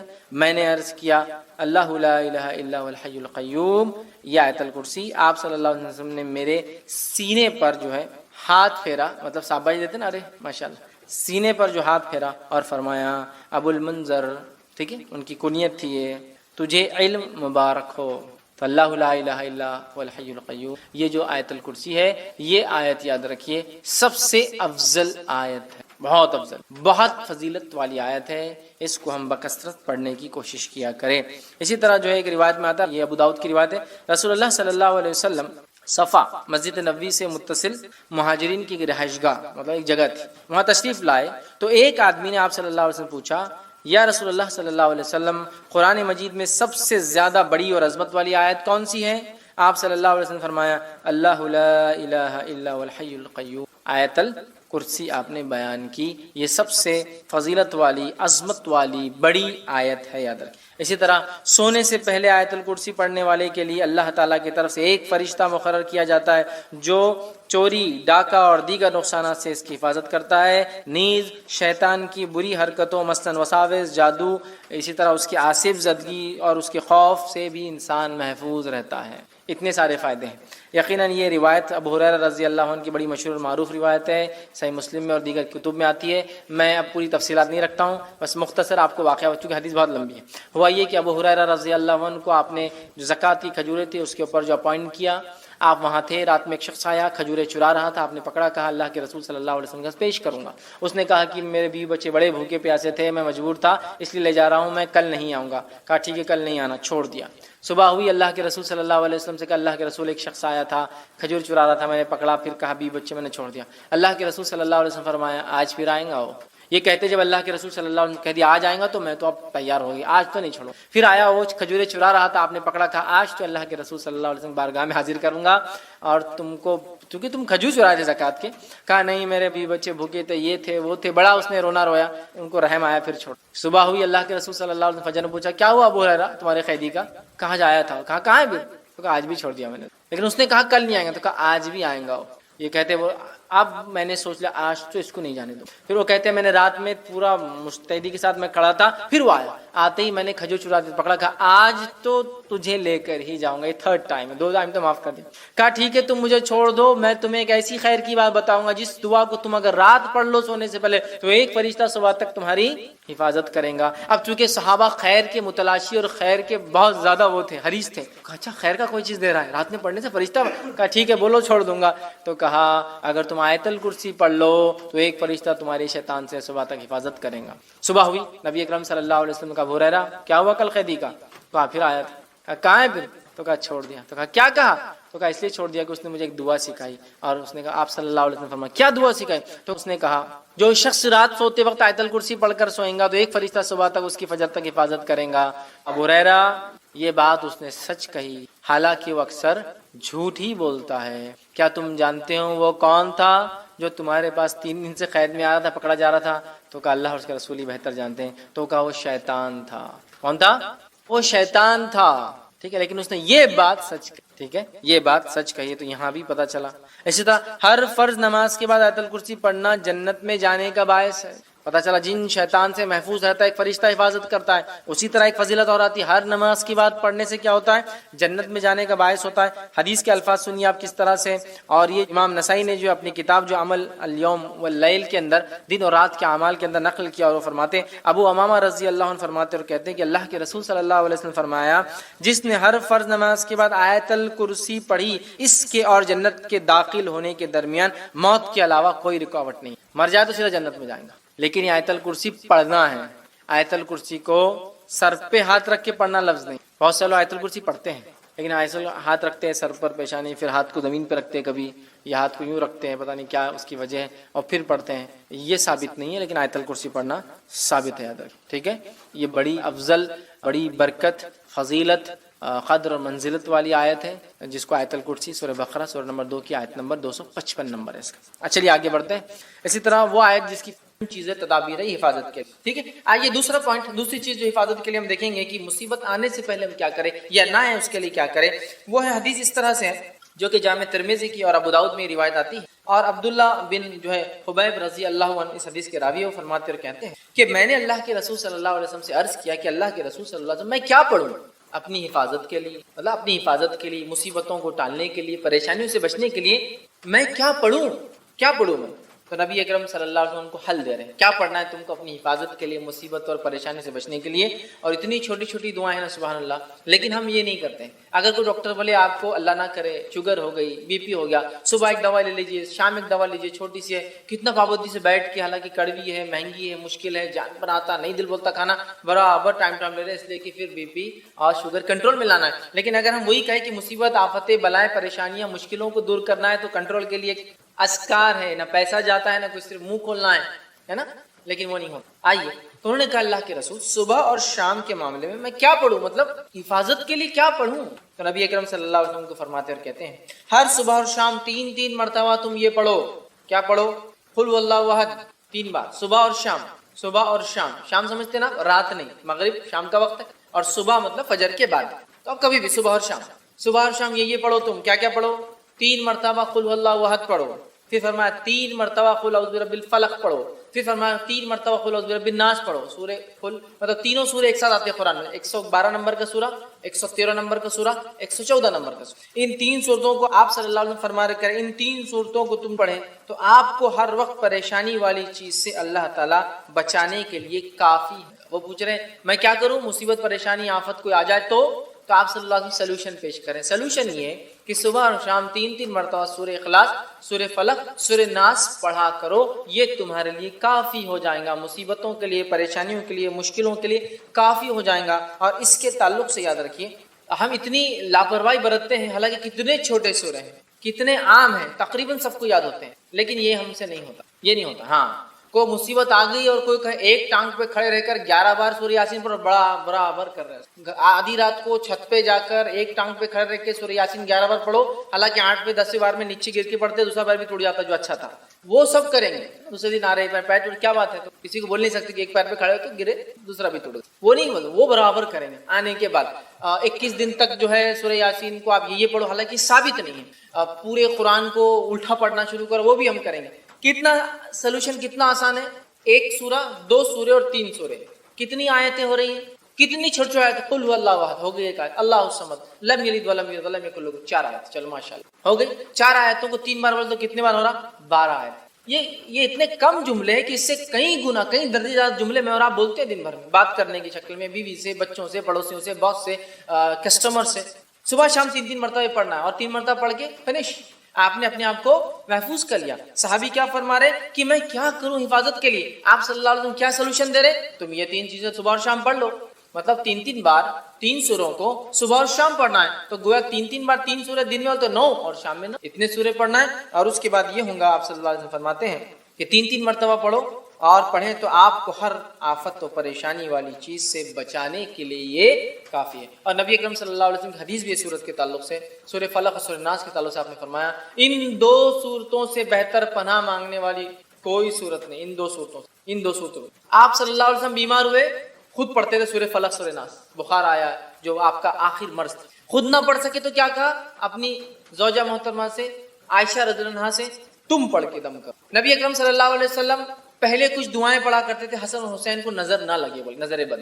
جب سورہ فلق سورہ ناس آئی، صحابہ بولتے وہ آپ نے دعائیں چھوڑ کے سورہ فلق سورہ ناس پڑھ کے دم کرنا شروع. تو بخار آیا، بیمار ہوئے تو آپ نے یہ پڑھا. بچوں کو نظر نہ لگے تو آپ نے یہ صورتیں پڑھی. آندھی اور طوفان آتی تب بھی آپ یہ 2 صورتیں پڑھتے ہیں. آندھی اور طوفان آگے سفر میں، قل اعوذ برب الفلق اور قل اعوذ برب الناس آپ تلاوت کرتے. آندھی اور طوفان، جادو ہوا تو جادو کا علاج اسی سے کیا گیا، سورہ فلق اور سورہ ناس. کتنی عظیم صورت، کتنی اہم صورتیں، لیکن معوذتین انہیں کہا جاتا ہے. لیکن ان صورتوں کے تعلق سے ہمارا رویہ کیا ہے مجھے زیادہ بتانے کی ضرورت نہیں ہے. ہمارا معاملہ دین کے معاملے میں کیسا ہے؟ سب کچھ دنیاوی کرنے کے بعد پھر دیکھیں گے اسلامک سلوشن. اصول کیا ہونا چاہیے؟ سب کچھ دینی کرنے کے بعد ہم سوچیں گے پھر دنیا کے اعتبار سے کیا کرنا چاہیے. اسلام نے کیا سلوشن دیا پہلے وہ چیک کر لیتے ہیں، پھر سلوشن دیکھیں گے دنیا میں کیا ہے. ہمارا معاملہ کیا ہے؟ سب کچھ دنیا میں. کسی کو بخار آیا بچے کو تو پہلے کیا کرتے ہیں؟ بخار آتی بھاگ کے تھرمامیٹر لاتے ہیں، جبکہ کیا کرنا چاہیے تھا؟ سورہ فلق سورہ ناس پڑھ کے دم کرنا چاہیے. اچھا مار لگے تو ہم سب سے پہلے کیا کرتے ہیں؟ یا تو زخم ہو تو بینڈیڈ لگانے کے لیے بھاگ رہے ہیں، یا پھر کوئی اسپرے مارنے کے لیے تاکہ وہ درد وہ تکلیف دور ہو جائے، یہ کر رہے ہیں نا. جبکہ حدیث میں کیا آتا ہے، جب کسی کو مار لگے تکلیف ہو تو اس جگہ ہاتھ رکھ کے کیا پڑھے، وہ 3 بار بسم اللہ پڑھ لے، یہ اس کے لیے کافی. علاج بھی کرنا ہے لیکن پہلے بسم اللہ پڑھنا. 3 تو اس چیز میں کیا ہوں گی، رفاقت، ڈھیل، آسانی ہوں. ہم کیا کرتے ہیں، پہلے اللہ کا ذکر چھوڑ کے ارے باپ رے، ارے ماں گے بخار آ گیا اس کو، ہے نا، ارے باپ رے کتنا بخار آ گیا اس کو. اللہ کا ذکر چھوڑ کر ماں اور باپ کو یاد کر، جبکہ دونوں کچھ بھی کام نہیں آئیں گے. انسان کبھی تو سامنے کھڑا ہوتا ہے لیکن کچھ نہیں کر پاتا اپنے بچوں کے لیے. کیا کر سکتا، نہیں کر سکتا، اس کے بس میں نہیں. تو جو کر سکتا ہے وہ ذات کو چھوڑ کر جو نہیں کر سکتے ان کو یاد کرنے میں کوئی فائدہ نہیں آتا. سمجھ رہے ہیں بات؟ تو یہ عادی ہم بنا رہے. یہ دوسری چیز تھی. پہلے ہم نے رات کی حفاظت دیکھ لی، اب ہم نے کیا حفاظت دیکھی، صبح اور شام کی حفاظت دیکھ لی. صبح اور شام پڑھنے سے کیا ہوتا ہے، سارا دن مصیبت پریشانی سے آپ سیف گارڈ ہو. چلیے آگے بڑھتے ہیں، آ جائیں گے. ادھر کسی نے ایک سوال کیا کہ انکیوریبل ڈیسیزز کے لیے کیسے دعا مانگے اور صدقہ اور خیرات کیسے کرے. دیکھیں انکیوریبل ڈیسیزز کے لیے بھی دعا ویسے ہی مانگے جیسی دعائیں آپ ہر چیز کے لیے مانگتے ہیں. لیکن آپ کو لگتا ہے کہ آپ کی دعاؤں میں آپ شدت پیدا کرنا چاہتے ہیں، تکلیف بہت زیادہ ہے، تو آپ ان اوقات پہ زیادہ سے زیادہ دعا مانگے جن اوقات میں دعائیں قبول ہوتی ہے. جس میں میرا پورا ایک لیکچر ہے اور کچھ کلپس بھی موجود ہے دعائیں کب قبول ہوتی ہیں، جس میں ہم نے دیکھا بارش کے وقت دعا مانگنا چاہیے، اللہ کی رحمت برستی دعا قبول ہوتی ہے. رات کے تیسرے پہر مطلب سحر کے وقت دعائیں کرنا چاہیے، اللہ تعالیٰ دعائیں قبول کرتا ہے، چونکہ آسمانی دنیا پہ اللہ تعالیٰ آ جاتا ہے. ٹھیک ہے، جمعہ کے دن ایک گھڑی ہوتی ہے جو عصر سے مغرب کے بیچ آتی ہے، اس میں مانگی گئی دعا رد نہیں ہوتی. آتی کہ والدین کی دعا اپنے اولاد کے حق میں رد نہیں ہوتی ہے. دیکھا ہم نے مظلوم کی دعا اللہ تعالیٰ ڈائریکٹ قبول کرتا ہے، اس کے بیچ میں کوئی آڑ کوئی بیچ میں رکاوٹ نہیں ہوتی بلکہ عرش تک پہنچ جاتی ہے. یاد رکھیے. اور بھی اس طرح کی کئی باتیں ہم نے بہرحال اس لیکچر اس کلپ میں بھی ایک پورا لیکچر بھی ایک کلپ بھی ہے تو اس میں ہم نے دیکھی تھی. اور اس کے ساتھ ساتھ ایک اور لیکچر ہے میرا جس میں میں نے یہ رکھا کہ وہ لوگ جن کی دعائیں قبول نہیں ہوتی وہ بھی دیکھ لیا آپ کے. ایسا تو نہیں ہے وہ اعمال کرے جس کی وجہ سے ہماری دعائیں قبول نہیں ہوتی ہے، وہ دونوں کر لیا اور خاص مواقع پہ کرے. اور اس کے علاوہ جب بھی آپ کو موقع ملے جیسے وقتاً فوقتاً اللہ تعالیٰ سے دعا کرے. رات صدقات اور خیرات یاد رکھیے. تو صدقات اور خیرات کا معاملہ یہ ہے کہ حدیث میں آتا ہے کہ صدقہ اللہ کے غضب کو بجھا دیتا ہے. تو ظاہر سی بات ہے یہ ایڈوانس کرنا ہے. ہمارے پاس انڈیا وغیرہ پاکستان بر صغیر میں جب کوئی مصیبت آ کے چلی جاتی ہے تو صدقہ کرتے ہیں ہم لوگ. جیسا مثال کے طور پر گاڑی پیچھے سے آ رہی تھی اچانک تو اللہ نے بچا لیا اور میں بازو ہو گیا تو چلو اپنی جان بچ گئی، تب ان ٹائر کے نیچے آ رہے تھے اب صدقہ کریں گے. تو میرا یہ بول رہا ہے کہ آپ سفر پہ نکلنے سے پہلے کچھ دے کر نکلے. حدیث نے صدقے کی کوئی کوانٹٹی تو متعین نہیں کی، حتیٰ کہ حدیث میں تو یہاں تک ہے کہ جب ایک آدمی ایک کھجور صدقے میں دیتا ہے تو اللہ تعالیٰ اس کو اپنے سیدھے ہاتھ میں لے لیتا ہے اور اس کو اتنا بڑھاتا ہے اور ایسے سنبھالتا ہے جیسے تم میں سے کوئی اپنے جانور کے بچڑے کو پالتا ہے. حدیث میں الفاظ تو وہاں تو ایک ہی کھجور ہے، صدقے کا کوئی مسئلہ نہیں، کوئی کوانٹٹی نہیں. وہاں بس ہوتا یہ کہ جب مصیبت ٹل جاتی ہے، مشکل پار ہو جاتی ہے، مصیبت آگے چلی جاتی ہے تو وہ جب صدقہ دو پہلے کرنا ہے. ایکچولی اللہ کی غضب کا آپ کو لگ رہا ہے غضب کی وجہ سے ہوا تو پہلے کام کرنا ہے ایڈوانس. مطلب ایک روٹین بنا لیجئے کہ اب صدقہ دے. لیکن یہ روٹین میں یہ بھی شامل نہ ہو جس طرح سے کچھ لوگ کو میں نے دیکھا گھر سے اٹھتے ہیں نکلتے ہیں اور راستے میں ہر بیٹھے فقیر کو دیتے ہوئے جاتے ہیں. وہ طے کر لیتے 1 3 5 کو دیتے ہوئے جائیں گے. اب یہ فقیر بیچارے کون ہے کیا ہے جن کو گاڑیوں میں لا کے اتارا جا رہا ہے، صبح ایک سروس آ کے چھوڑ کے جاتی ہے، شام ایک سروس آ کے اٹھا کے لے جاتی ہے. یہ ایکسیسو ہو رہی ہے. یہ فقراء وہ نہیں ہے جو مسکین اور فقیر ہوتے ہیں. تو یاد رکھیے ان کو دے جن کو آپ جانتے ہو کہ واقعی مستحق ہے، مسکین ہے. اور یہ ہر جگہ آپ کو ایسے لوگ ملیں گے.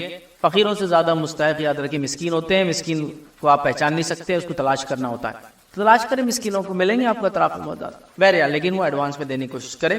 تو اور صدقہ خیرات کیسے کرے؟ تو صدقہ خیرات آپ جیسے کرنا چاہے کریں. لیکن ایک گزارش جو میں اور ایک کروں گا آپ کے ساتھ وہ یہ، ایک تو پہلے کرے بتا دیا میں نے، ایک اور گزارش صدقے کو آپ کیش میں دینے کی کوشش کریں.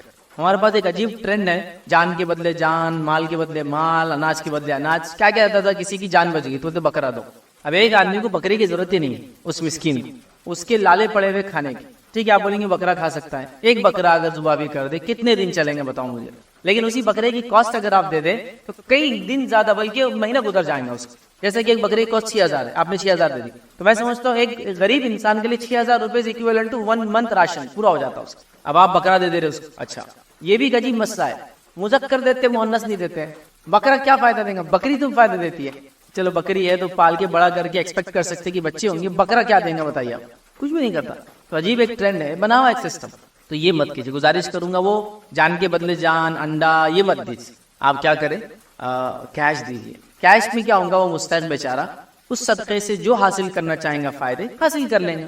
لیکن ہمارے پاس یہ بھی غلط ہے کہ وہ چیزیں دیتے یاد رکھیے جو ایسی جو کبھی کبھار اسی ایسا کہ آپ صدقے میں کپڑا دے رہے ہیں بیچارے کو ضرورت کھانے کی ہے, صدقے میں آپ بکرا دے رہے ہیں بیچارے کو ضرورت کیش کی ہے, صدقے میں آپ فلاں, تو کیش دے دے, کیش سے ہر چیز لی جا سکتی ہے, تو یہ آسانی سے ہو جائے. ایک اور غلط فہمی جس کے تعلق سے کہوں گا اس کو دور کریں, صدقے کو ہاتھ لگانا ضروری ہے. اناج لاؤ ہاتھ لگاؤ آگے, بکرا لاؤ. بکرے کا پرابلم یہ ہے کہ بکرا ٹائلس پہ چلتا نہیں, پکڑ پکڑ کے بکرے کو اندر لاتے, گود میں اٹھا کے اس کو لا رہے, ٹائلس پہ چلنا نہیں آتا جانور, ہاں پکڑ کے لا رہے, چلتا بھی تو ایک دم عجیب اسٹائل میں چلتا ہو چونکہ اس کو مشکل ہوتا ہے ٹائلس پہ, نہیں ہاتھ لگانا. بیمار ہے تو ہاسپٹل میں آئی سی یوز میں لے جا رہے بکرے, آپ سمجھ, پنی پنا کے لے جا رہے ہیں کیونکہ وہ منع کرتے ہیں نا, لیکن بولے ہاتھ لگانا ہمارے دھرم میں کوئی ضروری نہیں. آپ رہتے ہیں امریکہ میں, آپ صدقہ دے دیجیے اپنے گاؤں میں جو آپ بلانگ کرتے ہیں, انڈیا پاکستان بنگلہ دیش نیپال جہاں بھی, وہ وہاں ہو جائے گا. کوئی ہاتھ لگانا ضروری نہیں ہے. کوئی اچھا نہیں بولے ہاتھ نہیں لایا تو کون سا نظر بھر دیکھنا اس کو, تو وہ لا رہے لیٹے لیٹے دیکھ رہے نظر بھر اور پھر وہ کر رہے, مطلب اتنے توقف ہیں ہمارے پاس, عجیب و غریب چیزیں ہیں. اچھا یہ پرفیکشن نمازوں میں نہیں ہے, جب بتایا گیا نماز ایسی ہو, روزہ ایسا ہو, زکوٰۃ ایسا ہو, حج کے ارکان ایسے, وہاں نہیں ہے.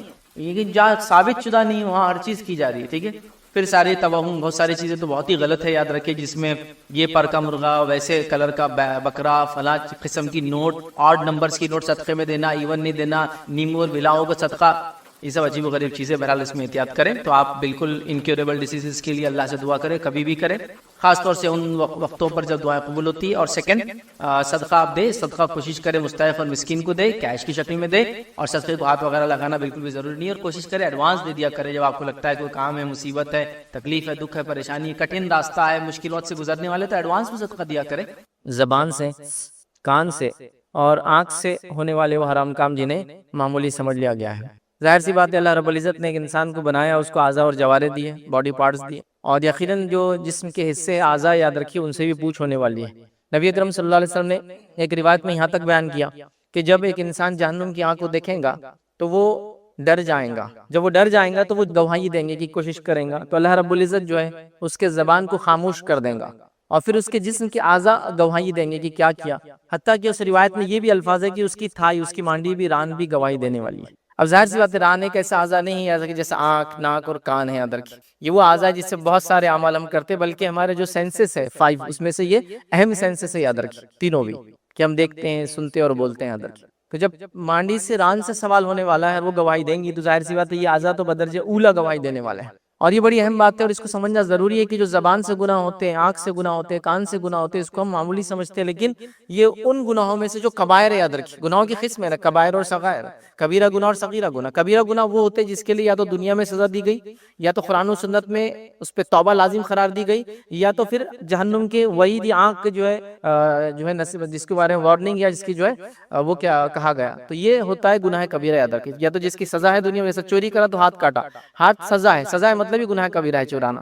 یا کسی گناہ پہ کہا کہ توبہ لازم ہے, توبہ لازم مطلب ہی گناہ کبیرہ ہے. چونکہ صغائر کا معاملہ یہ ہے کہ بہت سارے اعمال سے دھلتے رہتے ہیں, جیسے کہ نماز انسان پڑھے تو صغیرہ گناہ دھل جاتے, وضو کرے صغیرہ گناہ دھل جاتے, اذکار کرے صغیرہ گناہ دھل جاتے, لیکن کبائر نہیں دھلتے, اس کے لیے توبہ لازم ہوتی ہے. تو لہٰذا توبہ کا حکم آیا, سزا ملی, یا آخرت میں جہنم کے وعید ہے, مطلب یہ کبیرہ گناہ ہے. تو یہ کبیرہ گناہ یاد رکھیے. اور کچھ صغائر ہوتے ہیں, چھوٹے گناہ, جو بغیر توبہ کی معاف ہو جاتے ہیں. تو آنکھ, ناک, کان سے ہونے والے تقریباً تمام گناہ کبائر میں آتے ہیں یاد رکھیے. لیکن ان گناہوں کو ہم نے معمولی سمجھ لیا, بلکہ ان گناہوں کو روٹین سمجھ لیا, ان گناہوں کو زندگی جینے کا طریقہ سمجھ لیا, ان گناہوں کو معمولی, اتنا معمولی سمجھ لیا جسی کو انتہا نہیں یاد رکھے. اور اتنا کامنلی بولا جا رہا ہے, اتنا عام ہو چکا ہے کہ کبھی کبھار سچ بولنے والے کو مشکل ہو جاتی ہے, کیونکہ سب جھوٹ بولتے ہیں. مطلب جھوٹ بولنا آسان ہوتا ہے, اس کے لیے ساری چیزیں ہوتی ہے یاد رکھیے. تو لہٰذا اس میں ہم بہت احتیاط کریں. ایک کتاب ہے, آپ کو میں ریکمینڈ کروں گا کہ ضرور اس کو موقع ملے تو پڑھے, الکبائر. علامہ ذہبی رحمہ اللہ کی کتاب ہے, جس میں آپ نے 70 کے تقریب جو ہے کبیرہ گناہوں کو گنوایا یاد رکھیے. وہی اسی کا نچوڑ ہے, کچھ ہم صرف اس کو, انہوں نے ایک جنرل اس میں لکھا, ہم اس کو کیٹیگری وائز ڈیوائیڈ کر دے رہے ہیں. تو ضرور اس کا مطالعہ کریں, اس میں آپ کو پتہ چلے گا کبیرہ گناہ کیا ہے اور اس کی شدت کیا ہے. ٹھیک, زبان اس میں خاص مقام اس لیے رکھتی, یاد رکھیے کہ اللہ کے رسول صلی اللہ علیہ وسلم سے ایک مرتبہ ایک صحابی نے کہا کہ ایسی کچھ نصیحت کیجئے مجھے جو میرے لیے کفایت کر جائے. تو اللہ کے رسول صلی اللہ علیہ وسلم کو کیا نصیحت کی معلوم, آپ نے اپنی زبان کو باہر نکالا اور اس کو پکڑا, اور پکڑ کر کہا اس کے بارے میں جو ہے بہت محتاط رہنا, زبان کے بارے میں. زبان بڑی اہم چیز ہے یاد رکھیں. اسی طرح جو ہے ایک روایت میں فرمایا, جو اب 2 چیزوں کی گواہی دے دے تو میں اس کی جنت کی گواہی دیتا ہوں. مطلب ضمانت, حدیث میں الفاظ ہے, اگر جو شخص اپنی 2 چیزوں کی ضمانت دے دے, میں اس کی جنت کی ضمانت لیتا ہوں. ضمانت بولتے ہیں گارنٹر کو.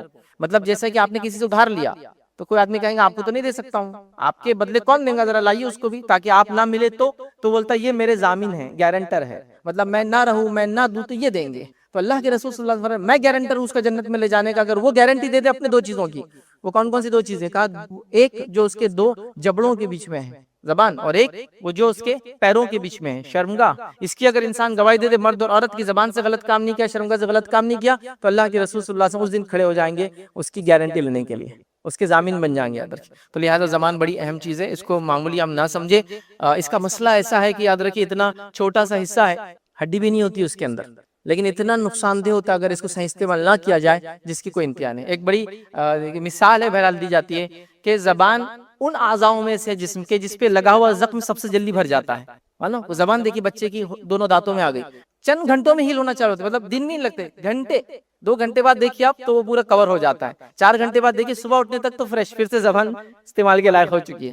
تو اس کے زخم سب سے جلدی بھرتے ہیں, لیکن اس سے دیے گئے زخم سب سے مشکل سے بھرتے ہیں. بھرتے نہیں کبھی, ہمیں ہمیشہ ہرے کے ہرے رہتے ہیں. جب دیکھو ہرے کی, ایک آدمی کو کسی نے مارا تھا وہ بھول گیا, لیکن ایک آدمی کے والد تو گالی دیتی, نسل در نسل یاد کرتے گالی دیا تھا, بد کلامی کیا تھا. تو یہ بڑی خطرناک چیزیں آتی ہے. تو اس کا استعمال ہم صحیح کریں تو زبان سے ہونے والے گناہوں سے اپنے آپ کو بچائے, چونکہ میجر سنس, میکسیمم سنس اسی سے انسان کرتا ہے. حتیٰ کہ انبیاءوں کا انکار, اللہ کا انکار, کتاب و سنت کا انکار بھی زبان سے انسان کرتا ہے. عمل سے تو بعد میں, لیکن مشرکین نے جو پہلا انکار کیا زبان استعمال کی انہوں نے. تو یہ بہرحال اس کے معاملے میں بڑا محتاط رہنے کی ہم کو ضرورت ہے. یقیناً اس سے ہونے والے گناہ بہت زیادہ ہے جس کو ہم نے معمولی سمجھ لیا. میں سب تو نہیں لکھ پاؤں گا, بس چند جھلکیاں بہرحال دیکھیں گے. اس لیے میں نے شروعات میں کتاب کا نام دے دیا کہ اس کتاب کا مطالعہ کریں تاکہ اور تفصیلات میں چیزیں ہم پڑھ سکیں. آئیے زبان سے ہونے والے گناہوں میں جو سب سے سنگین جرم ہے, سب سے بڑا جرم ایک طرح سے ہم کہہ سکتے ہیں, سب سے خطرناک ہے. ایمانیت کے معاملے میں نہیں دیکھ رہے ہم کہ جیسے ہم نفاق اختیار کر لے, کفر اختیار کر لے, یہ معاملات کے معاملے میں دیکھ رہے ہیں. تو بہرحال اس کے اندر جھوٹ بولنا ہے. اس زبان کا سب سے سنگین جرم ہے, سب سے بڑا جرم ہے, سب سے خطرناک جرم ہے, یاد رکھیں, جھوٹ بولنا. چونکہ جھوٹ کیا کرتی ہے, تھوڑا تھوڑا جمع ہوتے رہتا ہے اور انسان کا شمار پھر جھوٹوں میں لکھ دیا جاتا ہے. حدیث کے اندر مفہوم یہ ہے کہ انسان جھوٹ بولتا ہے, حتیٰ کہ اس کا نام جھوٹوں میں لکھ دیا جاتا ہے, مطلب ہمیشہ کے لیے جھوٹا ہو جاتا ہے. اور انسان سچ بولتا ہے اور سچ بولتا ہے اور سچ بولتا ہے, اس کا نام سچوں میں لکھ دیا جاتا ہے اور وہ سچوں کے ساتھ اس کا فیصلہ ہو جاتا ہے, صدیقین میں اس کا فیصلہ ہوتا ہے. تو لہٰذا زبان کا استعمال خاص طور سے جھوٹ کے معاملے میں ہم نہ کریں, یاد رکھیں, اس لیے کہ جھوٹ سنگین جرم ہے. اور جھوٹ ہوتا کیا ہے, کسی واقعے کو اس کی حقیقت یا اس کی اصل سے یا اس کے خلاف بیان کرنا. کسی واقعے کو اس کی حقیقت سے ہٹ کر, اس کی اصل سے ہٹ کر یا اس کے خلاف بیان کرنا. جیسا ایک مرد آیا تو میں کہوں ایک عورت آئی, بالکل خلاف بات کی, میں نے اپوزٹ بات کر دی. اس نے کہا, میں کہہ رہا ہوں اس نے نہیں کہا, بالکل اپوزٹ بات کر دی, یا ہٹ کر بیان کرنا, یہ جھوٹ ہو جاتا ہے. یاد رکھیں, تو چیزوں کو تبدیل کرنا, ہٹ کر بیان کرنا, خلاف بات کرنا واقعے کو, بالکل جیسا الف نے با کو مارا اور میں بول رہا ہوں با نے الف کو مارا, یہ بالکل خلاف بات میں نے کر دیا. تو یہ سب جھوٹ ہے, یاد رکھیں. تو جھوٹ یاد رکھیے بہت سنگین جرم ہے, لیکن جھوٹ کا معاملہ یہ کہ ہم نے اس کو بڑا معمولی سمجھ لیا گیا ہے, اور اتنا معمولی سمجھ لیا ہے کہ کئی جگہ یہ کہا جاتا ہے کہ اس کے بغیر کام تھوڑی چلتا ہے. جیسے مثال کے طور پر جھوٹ کئی جگہ بولا جاتا ہے کہ ایک آدمی تجارت میں جھوٹ بول رہا ہے. اب کوئی کہے کہ تجارت میں کیوں جھوٹ بول رہے ہو, اپنی کمائی کو کیوں خراب کر رہے ہوتا ہے, دوسرا آدمی کیا جواب دیتا ہے, اس کے بغیر کون سا بزنس چلتا ہے, اس کے بغیر میں تجارت کیسے کر پاؤں گا, اس کے بغیر مال بکیں گے کیسا میرا, اس کے بغیر میرے حالات آگے کیسے بڑھیں گے. تو جھوٹ کا معاملہ ایسا ہو گیا, یاد رکھیے, کہ نیچے سے لے کر اوپر تک یا اوپر سے لے کر نیچے تک, دائیں سے لے کر بائیں تک ہر آدمی جھوٹ بول رہا ہے. اتنا جھوٹ بول رہا ہے کہ سچے لوگ مشہور ہیں. نبی اکرم صلی اللہ علیہ وسلم کا زمانہ, صحابہ کا زمانہ, تابعین کا زمانہ, سلف صالحین کا ابتدائی زمانہ ایسا تھا, جھوٹے مشہور تھے. چونکہ چند لوگ جھوٹ بولتے تھے تو پکڑے جاتے تھے. دیکھیں سارا سماج جب سچ بولیں گا اور چند لوگ جھوٹ بولیں گے تو پکڑے جاتے ہیں, تو وہ پکڑے جاتے تھے. تو جھوٹے مشہور تھے, معلوم تھا یہ جھوٹ بولتا ہے. اسی لیے آپ دیکھتے ہیں جب حدیثوں کی روایت کے بارے میں بات آتی ہے تو محدثین نے لوگوں کی زندگیاں کھنگالی اور اس کو لکھا. پھر کم و بیش 65,000 سے زیادہ لوگوں کی زندگی وہ کھنگال کے اس کو لکھ دیا گیا ایک ساتھ کہ انہوں نے کیا تھے, کیسے تھے زندگی میں. ایک بار بھی جھوٹ بولا تو لکھا ہوا ہے. تو کیسے پتا چلا یہ, کیا پوری زندگی کسی کے پیچھے لگے رہیں گے؟ یہ تو آج کے ٹیکنالوجی میں ممکن نہیں ہے. تب کیسے ہوا؟ چونکہ تب زمانہ سب سچ بولتا تھا. تو جھوٹا آدمی جب ہی معلوم ہو جاتا تھا یہ جھوٹا ہے تو لکھ دیا گیا جھوٹا ہے, تو اس کی روایت بھی نہیں لے جائیں گے. اب معاملہ الٹا اس زمانے, اس زمانے میں جو ہے سچا آدمی مشہور ہے, چونکہ باقی سب جھوٹ بول رہے ہیں عام طور سے. تو جو نہیں بولتا ہے لوگ بولتے ہیں ارے یار وہ سچا آدمی ہے. تو الٹا ہو چکا ہے معاملہ. تو اس زمانے میں جھوٹے لوگ مشہور تھے اس لیے کہ وہ کم تھے اور معلوم ہو جاتا تھا. آج معاملہ یہ ہے کہ سچ کم لوگ بولتے ہیں تو لوگ بولتے ہیں وہ تاجر سے لو, وہی ہمارا ایماندار ہے. ایماندار کا لفظ استعمال ہوتا ہے, جھوٹ نہیں بولتا, دھوکہ نہیں دیتا, صحیح مال دیتا ہے, جو بولتا ہے وہ کرتا ہے, گارنٹی دیا تو فلاں کرتا ہے, لکھ کے لگایا سامان واپس لوں گا تو لیتا ہے, وغیرہ وغیرہ. تو یاد رکھیے سچ بڑی اہم چیز ہے. سچ کی تعلیم بچوں کو وہ ابتدائی مرحلے سے بچپن سے ہم دینا شروع کریں. لیکن افسوس کی بات ہے کہ ریسرچ اسٹڈی یہ بتاتی ہے کہ بچے جھوٹ بولنا بڑوں سے ہی سیکھتے ہیں. جس کے اندر جنرل ریسرچ تھی کہ بچوں کے بیہیویئر کے اوپر, تو بچے جھوٹ کہاں سے سیکھتے ہیں؟ بچے والدین سے جھوٹ بولنا سیکھتے ہیں. جب ان کو کوئی کال آتا ہے والدین کو, یا کوئی کچھ بات کہتا ہے کہ ہم کل آ رہے ہیں, والدین بولتے نہیں کل مت آئیے, کل تو ہم مصروف ہے. بچہ کہتا ہے اچھا ماشاءاللہ والدین مصروف مطلب کچھ کام ہے. جب وہ آدمی چلا جاتا ہے بچہ پوچھ رہا ہے کہ ارے کل تو فلاں کام ہے نا, وہ کہتے ہیں نہیں وہ ہم کو ٹالنے کے لیے کہہ دیا اس کو. والد گھر کے اندر بیٹھا ہے, کال آ رہا ہے باس کا, کہاں ہے؟ ارے باس میں تو مارکیٹ میں نکلا ہوا ہوں, آج صبح سے تو اتنی مارکیٹنگ ہو گئی فلاں یہ, اور بچہ سن رہا ہے بیٹھ کر کہ باپ تو گھر میں ہے. باپ کو کام آیا اور فون آیا اور کسی کام کر رہا ہے کسی کے پاس بھرا, اس کو فون آیا کہاں ہے بھائی اب تک آپ؟ ارے میں تو راستے میں ہوں. بچہ دیکھ رہا راستے میں نہیں ہے تو گھر کے اندر بیٹھا ہوا ہے, جانے کا کوئی پلان نہیں ہے. تو یہ کیا ہوا؟ جھوٹ. بچے نے یہاں سے سیکھ لیا کہ جھوٹ بولنا جانا چاہیے, یا جھوٹ بولا جا سکتا ہے اس لیے کہ اس نے اپنے بڑوں کو جھوٹ بولتے ہوئے دیکھا, یاد رکھیں. تو بچے بڑوں سے سیکھتے ہیں, تو لہٰذا ہم اگر جھوٹے ہوں گے ہمارے گناہوں کے نتیجے میں بچے بھی جھوٹے بنیں گے, اور ان کا گناہ بھی میرے سر آئے گا, چونکہ بچوں کی تربیت میرے اور آپ کا ذمہ تھی. تو لہٰذا ہم کوشش کریں سچ بولے, سچ کا ساتھ دے, سچوں کے ساتھ رہے, سچے کام کرے. یاد رکھیے جھوٹ کا ذرہ برابر بھی اس کے اندر آمیزش نہ ہونے دے. یاد رکھیے یہ بڑی اہم چیز ہے, یاد رکھیے. ورنہ آج کل جھوٹی گواہی, جھوٹی قسمیں, جھوٹے خواب, مطلب ایک نیکسٹ لیول پر ہر چیز چل رہی ہے. ہر آدمی دوسرے کو خواب سنا رہا. آپ پوچھے کسی سے فلاں نے خواب میں اس کو دیکھ لیا, تو جھوٹے خواب کے ذریعے جو ہے فلاں چیز بیان کی جا رہی ہے, جھوٹ ہے اس کے پیچھے, اس کی کوئی حقیقت نہیں. یاد رکھیے اور یہ سب منع, یاد رکھیے یہ سب حرام ہے, یاد رکھیے, لیکن یہ عام طور سے کیا جا رہا ہے. یاد رکھیے تو جھوٹ سے ہم بچیں. ایک چھوٹا سا واقعہ جھوٹ کے تعلق سے بیان کرتا ہوں, اور دور جہالت کا واقعہ ہے کہ دور جہالت میں کچھ ایک شخص کا قتل ہوا, اور قتل کرنے والے نے جو ہے کسی کو پیغام دیا جو کہ قریش کے خاندان سے تھا, کہ جا کر جو ہے ابو طالب سے کہنا کہ مجھے قتل کر دیا گیا, میرا بدلہ لیا جائے. ابو طالب کی بات پہنچی, انہوں نے اس قبیلے سے کانٹیکٹ کیا اور کہا کہ ایسا ایسا فلاں شخص نے قتل کیا. اسی قبیلے والوں نے اس نے کہا کہ ہم نے قتل نہیں کیا. تو کہا چلو گواہی دو, پھر مطلب اس کا کوئی وٹنس دو, تم گواہی دو. اور شاید 100 اونٹ اس زمانے میں لیے جاتے تھے خون کے بدلے میں, اور اس قبیلے میں شاید 50 لوگ تھے. تو انہوں نے کہا کہ گواہی دو, قسم کھاؤ کہ اس نے نہیں کیا. تقریباً لوگوں نے قسم کھائی, 2 لوگوں کو چھوڑ کر. انہوں نے کہا نہیں ہم سے آپ اونٹ لے لیجئے, ہم قسم نہیں کھائیں گے.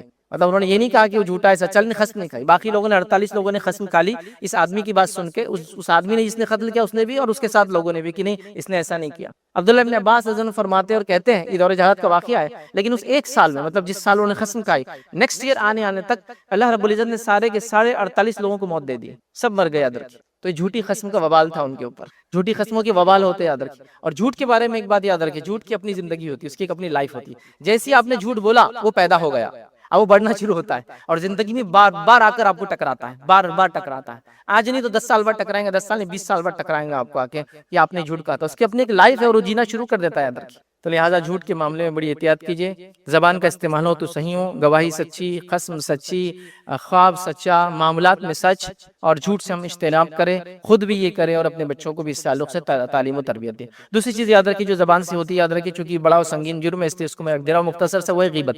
ہم اس سے پہلے جمعہ کے خطبے میں غیبت کے تعلق سے مکمل ایک جمعہ دیکھ چکے, اس لیے تفصیلات میں نہیں جائیں گے. لیکن غیبت یاد رکھیے, غیبت یہ ہے کہ پیٹھ پیچھے کسی بھائی کی ایسی بات کرنا کہ اس کے سامنے کی جائے تو اس کو بری لگے. ایک مرتبہ نبی اکرم صلی اللہ علیہ وسلم سے ایک صحابی نے پوچھا کہ غیبت کیا ہے؟ تو اللہ کے رسول صلی اللہ علیہ وسلم نے فرمایا کہ اپنے بھائی کا ذکر ایسے کر کہ جس کو اگر وہ سنے تو اس کو کراہتا ہے. ذکر کو اخا کا بما یکرہ, کہ تیرے بھائی کے بارے میں ایسا ذکر کر کے اس کے سامنے کہہ رہا تو اس کو برا لگے. تو کہ اگر اس میں بات ہو تو مطلب میں جو کہہ رہا ہوں اس میں ہے, وہ لنگڑا ہے, وہ لولا ہے, وہ فلاں ہے, وہ کالا ہے, وہ اندھا ہے, وہ ایسا ہے, وہ ویسا ہے, مطلب وہ ہے اور میں وہی کہہ رہا ہوں. تو کہا ہاں اگر اس میں وہ ہے اور تو اس کے پیٹھ پیچھے کہہ رہا ہے, جو اس کے سامنے کہے تو اسے برا لگے, تو یہ غیبت ہے. اور اگر اس میں بات نہیں ہے تو یہ بہتان ہے, پھر تو الزام ہے نا, اس میں ہے ہی نہیں بات, تو نے کہہ دی. تو ہے تو یہ ہے. اب ہم لوگ یہ بولتے ہیں نا, وہ ہے تو ہم بول رہے وہ عورت ایسی ہے, وہ عورت فلاں ہے, وہ مرد فلاں ہے, تو بول رہے نا ٹھیک ہے, لیکن اس کے سامنے بولے تو برا لگے گا, نہیں بولنا چاہیے.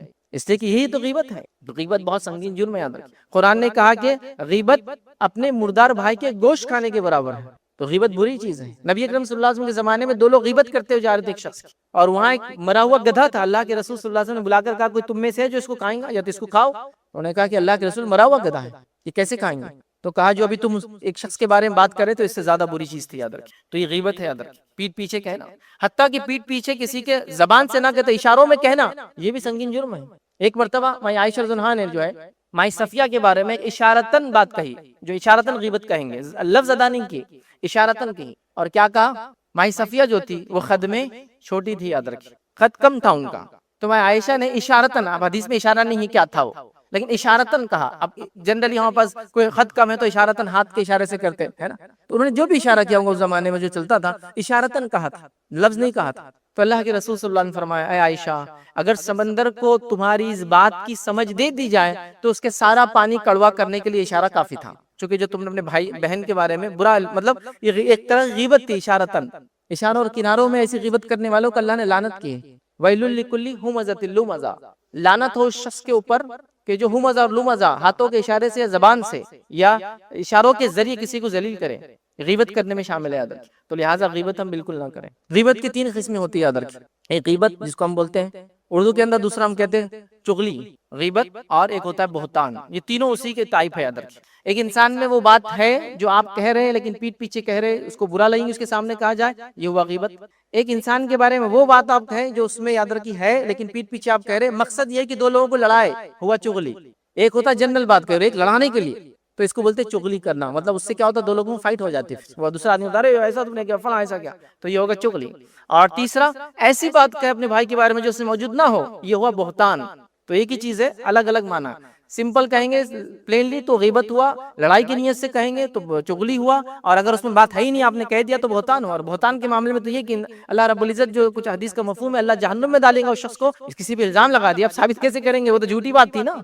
तो लिहाजा इस मामले में बड़ा बचना चाहिए। कुरान ने हमको कहा वाला यख्तब बाज़ुकुम बाज़ा, कि तुम में से बाज़ की गीबत ना करे। क्या तुम में कोई है जो पसंद करेगा अपने मुर्दार भाई का गोश्त खाए, तुमको इससे कराहत आएंगी। तो जाहिर सी बात है गीबत ये बड़ी आम चीज हो चुकी है हमारे माशरे माहौल में, हर कोई एक दूसरे की कर रहा है, याद रखिए, इससे बचना चाहिए। तीसरी चीज जो आज हम देखेंगे याद रखिए, वो कान से होने वाला गुनाह है। जबान के और भी कई गुनाह याद रखिए, हम उसको गिन नहीं सकते। इंशाल्लाह कहीं मौका मिला तो एक लेक्चर के जरिए, एक खुतबे के जरिए हम देखेंगे उसको। अब आइए तीसरी चीज आज जो देखेंगे याद रखिए, कानों से होने वाले गुनाह, जिसके अंदर याद रखिए जो सबसे अहम है याद रखिए वो ये, चुपके से किसी की बातों को सुनने की कोशिश करना। और सोशल मीडिया के दौर में तो बहरहाल हर तरीके से ऐसी कोशिश की जा रही है कि फोन का माइक ऑन कर दिया जाए ताकि उसकी बातें रिकॉर्ड हो जाए, मौजूद ना भी रहे तो फोन रख दो वहाँ, रिकॉर्डिंग चालू है, तो चुपके से सुनने की किस्म। पहले जमाने लोग कान लगा के सुनते थे, है ना, मतलब दीवारों को कान या दरवाजों को कान, है ना, और ये याद रखिए बड़ा कॉमन था।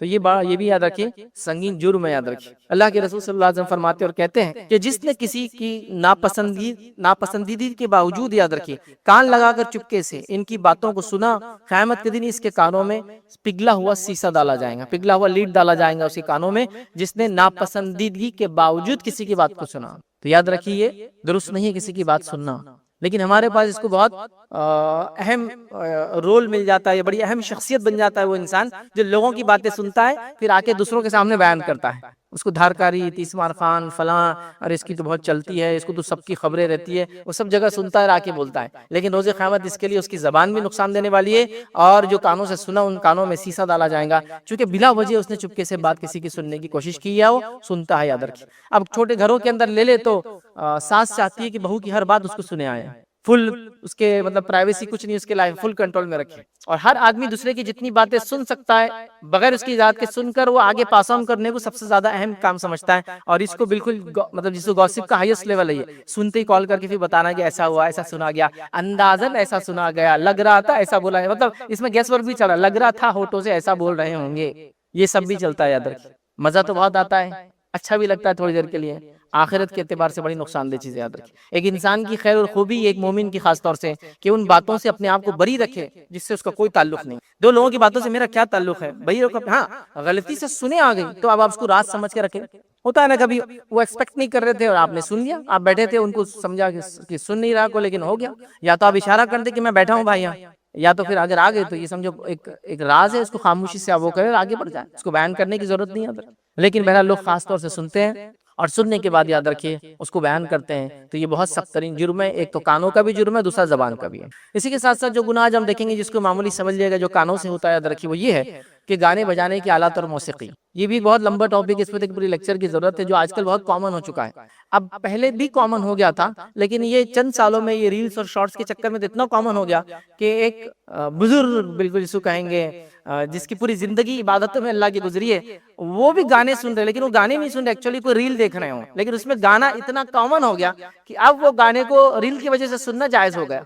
आप समझ रहे, मतलब पहले गाना था तो आप हराम बोल के नहीं सुनते थे, अब आप रील देख रहे हैं। आप क्या बोल रहे हैं, मैं रील देख रहा हूँ, रील में एक आदमी मछली पकड़ रहा है, हाँ मेरे को मछली पकड़ने का शौक है, लेकिन बैकग्राउंड में जो सॉन्ग चल रहा है वो भी तो जा रहा है आपको उसके साथ। आप समझ रहे, तो अब तो बहुत ही कॉमन हो गया। मतलब पहले हम कह सकते थे कि आम था, अब इतना आम हो चुका है कि उसकी कोई हद नहीं रही, याद रखिए। तो आप कैसा करना पड़ा, एक आदमी के पास से गुजर रहे, वो गाना सुनते हुए नजर आ रहा, तो आपको ये उसने जन रखना पड़ा कि गाना नहीं सुन रहा, वो कोई रील देख रहा है जिसमें कुछ और चीज देख रहा है, कि इसलिए इतना मगन है उसमें कि वो गाना भी बैकग्राउंड में चल रहा है, उसको भी सुन रहा और आगे बढ़ाते जा रहा है, एक गाना, 2 गाना, 3 गाना, ये कॉमन हो गया।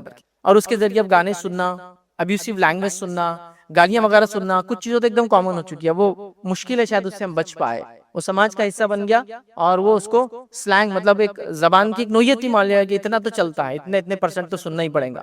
تو گانا اور موسیقی یاد رکھیے، ہم کو اس سے بچنا چاہیے، یاد رکھیے، کیونکہ یہ بہت سخت ترین جرم ہے. یاد رکھیے قرآن کی آیت یاد رکھیے جس میں اللہ رب العزت نے جو یہ فرمایا وَمِنَ النَّاسِ، جو کہ سورہ لقمان کی آیت ہے، وَمِنَ النَّاسِ مَن يَشْتَرِي لَهْوَ الْحَدِيثِ، کہ لوگوں میں کچھ لوگ ایسے جو ایسی فالتو کی چیزیں لے کر آتے ہیں، لہو الحدیث کو کہا لیضل عن سبیل اللہ، کہ جس کے ذریعے اللہ کی راہ سے لوگوں کو دور کرتے ہیں. اس کی تفسیر کے تعلق سے عبداللہ ابن مسعود رضی اللہ عنہ کہتے اور فرماتے ہیں کہ اللہ کی قسم کھا کر وہ فرماتے تھے اور کہتے تھے کہ اس آیت سے مراد گانے بجانے کا معاملہ ہے. یہ گانے بجانے کے آلات کے تعلق سے، جیسا کہ آپ نے ٹی وی لا لی، کسی زمانے میں ٹیپ لا لیا، گانے بجانے کے آلات لا لیا. آج کے زمانے میں کئی گیجٹ ہے جو کامنلی بہت سارے کام کرتے ہیں، اس میں یہ بھی شامل ہو جاتا ہے. تو وہ کہتے ہیں یہ اس سے مراد ہے. دوسری کی روایت میں فرماتے ہیں ان کا قول عبداللہ ابن مسعود رضی اللہ عنہ کا قول یاد رکھیے، کہتے ہیں موسیقی نفاق پیدا کرتی ہے انسان کے، اور موسیقی سے ہونے والے جرم لاتعداد ہے. یاد رکھیے جس میں سے چند جرم تو میں آپ کو بتا سکتا ہوں. یاد رکھیے موسیقی کے ذریعے جو ہوتے ہیں، یاد رکھیے جہاں موسیقی ہوتی ہے وہاں نشہ ہوتا ہے، اور جہاں نشہ ہوتا ہے وہاں زنا ہوتا ہے. یہ ہر اس موسیقی کی مجلس اور محفل ہے جس کے بارے میں آپ کو تھوڑا بہت بھی اسٹڈی کیا ہوگا، جہاں جو لوگ ملتے ہیں، ناچتے اور گاتے ہیں، تو وہاں ناچ ہوتا ہے، گانا ہوتا ہے، پھر نشہ ہوتا ہے، پھر زنا ہوتا ہے، پھر کبھی کبھار پولیس آ کے پکڑ لیتی ہے. بس یہ ہوتا ہے. یہ کامن ٹرینڈ سے پورے فرسٹ ورلڈ کنٹریز کے اندر چپ چپ کے مجلسیں جمائی جاتی ہے، گھروں میں جمائی جاتی ہے اگر حکومت نہ بھی کہے تو. اس کے اندر ناچ گانا، اور ناچ گانے کا سیدھا تعلق پھر یاد رکھیے نشے سے ہے، کیونکہ ناچ گانا ایک نشے کا ایک لیول دیتا ہے، لیکن اس سے انسان پھر سیٹسفائی نہیں ہوتا ہے، وہ نیکسٹ چاہتا ہے. نیکسٹ کے اندر پھر وہ جسمانی نشہ کرتا ہے، پھر اس کے بعد کیا ہے، پھر اس کی جب عقل ماری جاتی ہے تو اس کو پھر کسی چیز سے فرق سمجھ میں نہیں آتا ہے، پھر زنا ہوتا ہے. اور یہ ہر جگہ کا معاملہ ہے، ہر جگہ کا. یاد رکھیے تو موسیقی بہت خطرناک چیز ہے. علامہ ابن قیم الجوزی رحمہ اللہ نے 750 سال پہلے جو چند باتیں لکھی تھی، یاد رکھیے اس کے اندر یہ بات لکھی تھی جہاں موسیقی ہوتا ہے وہاں نشہ ہوتا ہے، اور جہاں نشہ ہوتا ہے یاد رکھیے وہاں زنا عام ہوتا ہے موسیقی کے ساتھ. اتنے 100 سال پہلے انہوں نے اس چیز کو سمجھ لیا تھا، چونکہ یہ ذہنی کیفیت ہے. یاد رکھیے دیکھیے کہ آدمی تھوڑی سی میوزک سنتا تھا پھر اس کا دل نہیں بھرتا، پھر اس سے ہارڈ میوزک، پھر اس سے بھی دل نہیں بھرتا، اس سے زیادہ نشہ کرتا ہے تھوڑا سا، پھر اس سے مزہ نہیں آتا، اس سے زیادہ. چونکہ گناہوں کے اندر لذت نہیں ہے. آپ ایک نیکسٹ لیول پر جائیں گے، اس کے بعد جائیں گے، اس کے بعد لیکن مزہ نہیں آئے گا. نیکی میں لذت ہوتی ہے، گناہوں میں لذت نہیں. کتنا بھی آپ جاتے جائیں اندر اسے مزہ نہیں آتا، آدمی اکتا جاتا ہے اس سے. تو یہ موسیقی کا یہ حال ہے. یاد رکھیں تو لہٰذا موسیقی گانا بجانا تو ابھی تو ہمارے ہینڈ سیٹ میں، کالر ٹیون میں، ڈیسک ٹاپس پر، کار کے اندر انٹرٹینمنٹ سسٹم میں، اب تو کاریں بائی ڈیفالٹ ایف ایم سے ہی آتی ہے. آپ چالو کرتے گانا چالو ہو جاتا ہے، تو اس کو ہمیشہ بند کرنا پڑتا ہے. مطلب وہ بائی ڈیفالٹ رہتا ہے چونکہ ہر کوئی سنتا ہے، تو کمپنیوں نے وہ ڈال ہی دیا، اس کا پارٹی بنا دیا کہ گاڑی چالو کرتے ایف ایم چالو ہے سیدھا، اور اس کے اندر دن بھر گانے چلتے. اور کیا ہے، کوئی اچھی چیزیں تو میں نے کبھی سنی نہیں اس پہ کہ ڈاکیومنٹری ہو رہی ہے، انٹرویوز، گانے چلتے پورا دن. تو یہی سب چل رہا ہے. تو موسیقی یاد رکھیے بہت نقصان دہ چیز ہے، ہم کو سمجھنے کی ضرورت ہے. لیکن تعجب کی بات ہے مسلمان گھرانوں میں والدین خود موسیقی کے آلات چھوٹے چھوٹے بچوں کو لا کر دے رہے ہیں. یہ میں نے کامنلی دیکھا کہ بچے کو گفٹ میں پیانو لا کر دیا جا رہا ہے، اور زائلوفون لا کر دیا جا رہا ہے نا، وہ لمبی لمبی وہ اس کو بجائے تو الگ الگ آواز کرتا ہے. باسوریاں لا کے دی جا رہی ہے، اور مختلف چیزیں لا کے دی جا رہی ہے، اور قباحت بیان بھی نہیں کی جا رہی. بچہ تو ہے، بڑا ہوں گا تو انشاءاللہ پھر یہ کر لیں گے. بلکہ ابھی تو ہائی سوسائٹی میں رہنے والے عام بچے تو گانے سن رہے، تو یہ چھوٹی چھوٹی چیزیں بجا رہے. ہائی سوسائٹی کا یہ کہ ہم گٹار بجاتے ہیں نا، تو تحفے میں گٹار لیے اور دی جاتی کہ یہ ہو رہا ہے بجانا، کس کو آتا نہیں دھڑکا، لیکن بہرحال تحفے میں دیا جا رہا ہے. چونکہ ہم بڑے خاندان نہیں بجانا تو لٹکا کے تو رکھنا ہے گھر میں خالی، چونکہ وہ اسٹیٹس مینٹین کرنے میں آتا ہے. یہ سب چیزیں ہو رہی ہے، یہ بری بات ہے، بہت بری بات ہے جس کو معمولی سمجھ گیا. اور موسیقی اور گانے والیوں کا عام ہونا یہ علامت قیامت میں سے ایک علامت ہے، جس کے نتیجے میں پھر کیا ہوگا، چہروں کو مسخ کر دیا جائے گا اور زمین کے اندر دھسا دیا جائے گا لوگوں کو. قیامت سے پہلے جو علامتوں میں سے ایک علامت ہے، موسیقی کے آلات عام ہوں گے، گانے والی عام ہوں گی، نتیجتاً چہروں کو مسخ مٹا دیا جائیں گا، مطلب بندر اور سور بنا دی جائیں گے اور زمین میں دھسا دیا جائیں گا. بلکہ اتنا کامن ہو جائے گا کہ لوگ ہر صبح اٹھ کے ایک دوسرے سے پوچھیں گے کل کون دھسا، کل کون دھسا، تو کہیں گے فلاں بستی والے دھس گئے، فلاں بستی والے دھس گئے. مطلب لوگ یہ کام کریں گے، اللہ ان کو دھسا دیں گا، فوراً سزا ملیں گے. لیکن وہ ایسا زمانہ ہوگا کہ کامن ہو جائیں گی یہ ساری چیز. تو لہٰذا ہمیں چاہیے کہ موسیقی کے آلات سے اپنے آپ کو دور رکھیں. جو شریعت نے اجازت دی وہ ایک دف ہے. دف کیا ہوتا ہے؟ ایک انسٹرومنٹ ہوتا ہے بجانے کا، جس کو ایک طرف سے چمڑا وغیرہ لگا ہوتا ہے، دوسری طرف سے کھلا، ڈھول نہیں ہوتا ہے، کھلا ہوتا ہے، اور اس کو ایک ہاتھ سے بجایا جاتا ہے. دف بجایا جا سکتا ہے، شادی کے موقع پر بجایا جا سکتا ہے، یاد رکھیے یہ جائز ہے، یاد رکھیے دف کا بجانا. اسی طرح کوئی نظر وغیرہ مانگ لے تو بجایا جا سکتا ہے، یاد رکھیے اس میں بھی کوئی حرج نہیں، یاد رکھیے. تو چند جگہ بہرحال اس کو بجایا جا سکتا ہے، دف ہے، یاد رکھیے، اس کے علاوہ نہیں، یاد رکھیے. اب کچھ لوگ یہ پوچھتے ہیں کہ ٹھیک ہے ہم ڈھول نہیں بجا رہے، تاشے نہیں بجا رہے، انسٹرومنٹ نہیں بجا رہے، وہی آواز منہ سے نکالے تو چلتا کیا؟ اور اس کو بھی پھر ظاہر سی بات ہے منہ سے نکالے یا انسٹرومنٹ سے نکالے، ایفیکٹ تو سیم ہے نا، ایفیکٹ بدل جاتا ہے، سیم ایفیکٹ. آج کل بہت سارے ہو گئے کہ وہ منہ سے ہی وہ آوازیں نکالتے جو مختلف انسٹرومنٹ نکالتے ہیں، اور وہ کہہ رہے ہیں یہ ووکلز ہیں. دیکھیں ایسے ووکلز بھی جائز نہیں.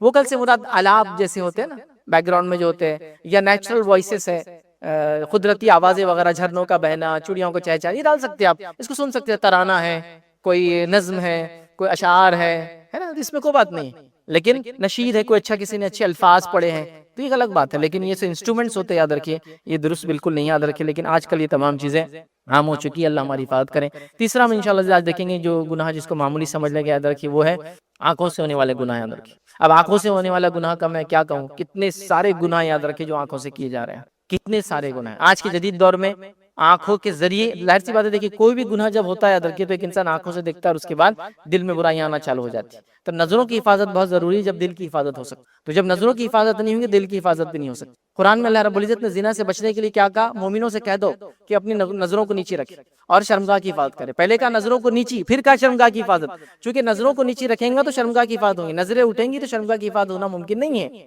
پھر کہا مومن عورتوں سے کہ اپنی نظروں کو نیچے رکھے، شرمگاہ کی حفاظت کرے اور وہ اپنے جسموں کو ڈھانپ کر گھر سے باہر نکلے، اور سوائے ان کے پھر اس کی فہرست بتا دی گئی کہ ان سے پردہ نہیں ہے ان کو، سورہ نور آپ پڑھ لیں اس کے لیے۔ تو بہرحال تو یہاں دیکھیے نظروں کی حفاظت کہا گیا، نظروں کی حفاظت کے معاملے میں یاد رکھیے آج کل ہم بہت کوتا نظر آ رہے ہیں، آنکھوں کا زنا عام ہو چکا ہے، یاد رکھیے، اور آنکھوں سے وہ چیز دیکھنا جو اس کا کام نہیں ہے دیکھنا، بری چیزوں کو دیکھنا، بری فلموں کو دیکھنا، برے کاموں کو دیکھنا، برے ایکشنز کو دیکھنا، اب کئی چیزیں بہرحال کیا اس کو وہ کروں، مطلب اس کی لسٹ بناتے جائیں گے تو بہت لمبی ہو جائیں گی، یاد رکھیے، ٹھیک۔ ایک آدھ بار انسان کی کسی چیز پہ نظر پڑ جائے، وہ نظر کو ہٹا لے، یہ گناہ معاف ہے اس کے لیے، چونکہ پہلی نظر معاف کا یہی معنی ہے، چونکہ انسان چاہتا نہیں، بے ساختہ، مطلب مثال کے طور پہ ایک انسان کہیں گیا اور جو چیز نہیں دیکھنا چاہیے دکھ گئی، اس نے نظروں کو پھیر لیا، یہ تھا پہلی نظر معاف، لیکن ہم لوگ جان بوجھ کے ان چیزوں کو دیکھ رہے ہیں، چونکہ ہم ان چیزوں کے عادی ہو چکے، ہمیں یاد رکھیے ان چیزوں سے بچنا چاہیے۔ اس میں آنکھوں گناہ میں یہ بھی کہ کسی کی پرائیویٹ لائف میں، ذاتی زندگی میں آپ جھانک کر دیکھیں، جس کے تعلق سے بڑی مشہور روایت ہے صحیح مسلم کی، یاد رکھیے کہ اللہ کے رسول صلی اللہ علیہ وسلم کے پاس ایک شخص آیا اور آپ کے دروازے میں ایک چیز تھی، یاد رکھیے، تو اس میں سے ایک آنکھ جھانک رہی تھی، اس صحابی کو علم ہی تھا اس چیز، نبی اکرم صلی اللہ علیہ وسلم دروازہ کھول کر باہر آئے، کہا کوئی جھانک رہا تھا ابھی گھر کے اندر، تو کہا ایک شخص نے کہا میں تھا، تو کہا میں پلٹا تھا کنگا لے کر، اور کنگا اس زمانے لوہے کا ہوتا تھا، کہ اس آنکھ میں ڈال دو، تو یہ آنکھوں گناہ تھا، کسی کی پرائیویٹ لائف میں آپ جھانک کر دیکھ رہے ہیں۔ آج کل تو مشغلہ ہی ہو چکا ہے، لوگوں کے سی سی ٹی وی کیمرے چراؤ، اس کے ایکسس لے لو اور اس کو دیکھ رہے ہیں، تھوڑا بہت بھی کسی کو علم ٹیکنالوجی کا تو یہ آسانی سے کر لیتا ہے، آپ اسے گھر کی زندگی دیکھ رہے ہیں، اس پہ اسپائنگ کر رہے ہیں، یہ سب بالکل کامنلی ہو رہا ہے۔ ظاہر سی بات ہے آنکھ ویسی موجود نہیں ہے، لیکن کیمرے کے ذریعے آپ ان چیزوں کو دیکھنا چاہتے ہیں، اپنے کیمرے ریکارڈنگ سے آپ وہ چیزوں کو دیکھنا اور ریکارڈ کرنا چاہتے ہیں جو کوئی آدمی نہیں چاہیں گا کہ آپ اس کا دیکھیں، تو یہ ساری چیزیں ہو رہی ہے، یاد رکھیے شکلیں بدلتی جا رہی ہے ٹیکنالوجی کے اعتبار سے، یاد رکھیے، لیکن معاملہ وہی ہے، گناہ وہی ہوں گا، یاد رکھو، یہ کہا کہ میں آنکھ سے کہاں دیکھ رہا ہوں، میں تو موبائل سے ریکارڈ کیا، میں نے تو نکالا، مقصد وہی تھا اس کی پرائیویٹ لائف میں آپ نے جھانکا، چاہے آنکھ سے دیکھو، چاہے کیمرے سے دیکھو، کسی اور چیز سے دیکھو، جس کی آپ کو اجازت نہیں تھی وہ کام نہیں کرنا چاہیے آپ، بلکہ کچھ دکھ بھی جاتا آپ چہرہ پھیر لے کہ میرا کام نہیں دیکھنا ہے، کیونکہ میرا پارٹی نہیں ہے اس چیز میں، ذمہ داری نہیں اس چیز کا، لیکن یہ کامن ہو چکا ہے، یاد رکھیے۔ تو آنکھ سے ہونے والی برائیاں بے حد، مطلب اس کو بہت زیادہ ہو چکی ہے، اتنی کہ شاید اس کو گنوانا بھی ممکن نہیں ہوگا۔ گزارش یہ ہوگی کہ بس آنکھوں کی ہم حفاظت کریں، چونکہ بڑی اہم چیز ہے، آنکھوں کی حفاظت نہیں ہوگی تو دل کی حفاظت نہیں ہو سکتی، یاد رکھیں، اور دل کی حفاظت نہیں ہوگی تو پھر اعضاء اور جوارح کی حفاظت نہیں ہوتی، چونکہ اس کا کنٹرول سب پر ہے، یاد رکھیں، دل کا سب پہ کنٹرول ہے، یاد رکھیں، اور اس کا ڈائریکٹ ریلیشن شپ آنکھوں سے ہے۔ آنکھوں کی جو حفاظت نہیں کرتا شخص، یاد رکھیں، اس کے دل کی پاکیزگی کبھی اس کو حاصل نہیں ہوتی، اور آنکھوں کی حفاظت آپ ایک بار چھوڑ دے تو اس کے نقصانات بہت سنگین ہوتے ہیں، چونکہ پھر بعد میں یہ تمیز نہیں کرتی، حلال حرام میں جب تمیز چھوڑ دیتی ہے تو محرم غیر محرم میں بھی تمیز کرنا چھوڑ دیتی ہے، اچھا سب جگہ ایک جیسی ہو جاتی ہے، اور اس کے نقصانات بہت زیادہ ہوتے ہیں، تو لہٰذا آنکھوں کو نیچی رکھنا بڑی اہم بات ہے۔ میں تو اس بات کو بار بار کہتا ہوں کہ آج اگر وہ نوجوان جو کسی غیر محرم کو دیکھ کے نظر نیچی کر لے، یہ متقی انسان ہے، یاد رکھیے آج کے دور کا، یہ تقوی پرہیزگار ولی ہے آج کے زمانے کا، کہ وہ برائی کو دیکھ کے نظروں کو صرف نیچی کر لے، یہ ولی ہے۔ کچھ لوگوں نے تو برائی کو دیکھ کر اس کو دیکھنا جائز سمجھ لیا، اس لیے کہ پھر ان کو لوگوں کو بولنا ہے نا، ارے میں نے کل فلاں کو دیکھا، کیوں دیکھا بھائی، نظر پھیر لیتا ہوں وہاں سے، تیرا کام ہی نہیں تھا وہ چیز دیکھنا، اور پھر کیوں بول رہا ہے جا کے، اس کی ضرورت، ہاں امت کا کوئی ذمہ دار ہے آپ، یا آپ کو کوئی مسئلہ بتائیں گے تو آپ لوگوں کو بیان کریں گے، پھر کہ امت میں یہ حالات ہے، وہ ایک الگ بات ہے، یاد رکھیں، لیکن یہاں کامن نہیں ہو رہا ہے کہ میں ہر کسی کو دیکھ رہا ہوں تاکہ میں لوگ بولوں ان کے گھر کی عورتیں فلاں کری، محل کی محلے کی عورتیں فلاں کری، بازار میں عورتیں فلاں کری، ہر آدمی یہی سوچ رہا ہے اور سب دیکھ رہے ایک دوسرے کو، پھر تو آدمی نیچے دیکھیں گا تو عورت بھی پھر نیچے نظروں کو رکھیں گی، یاد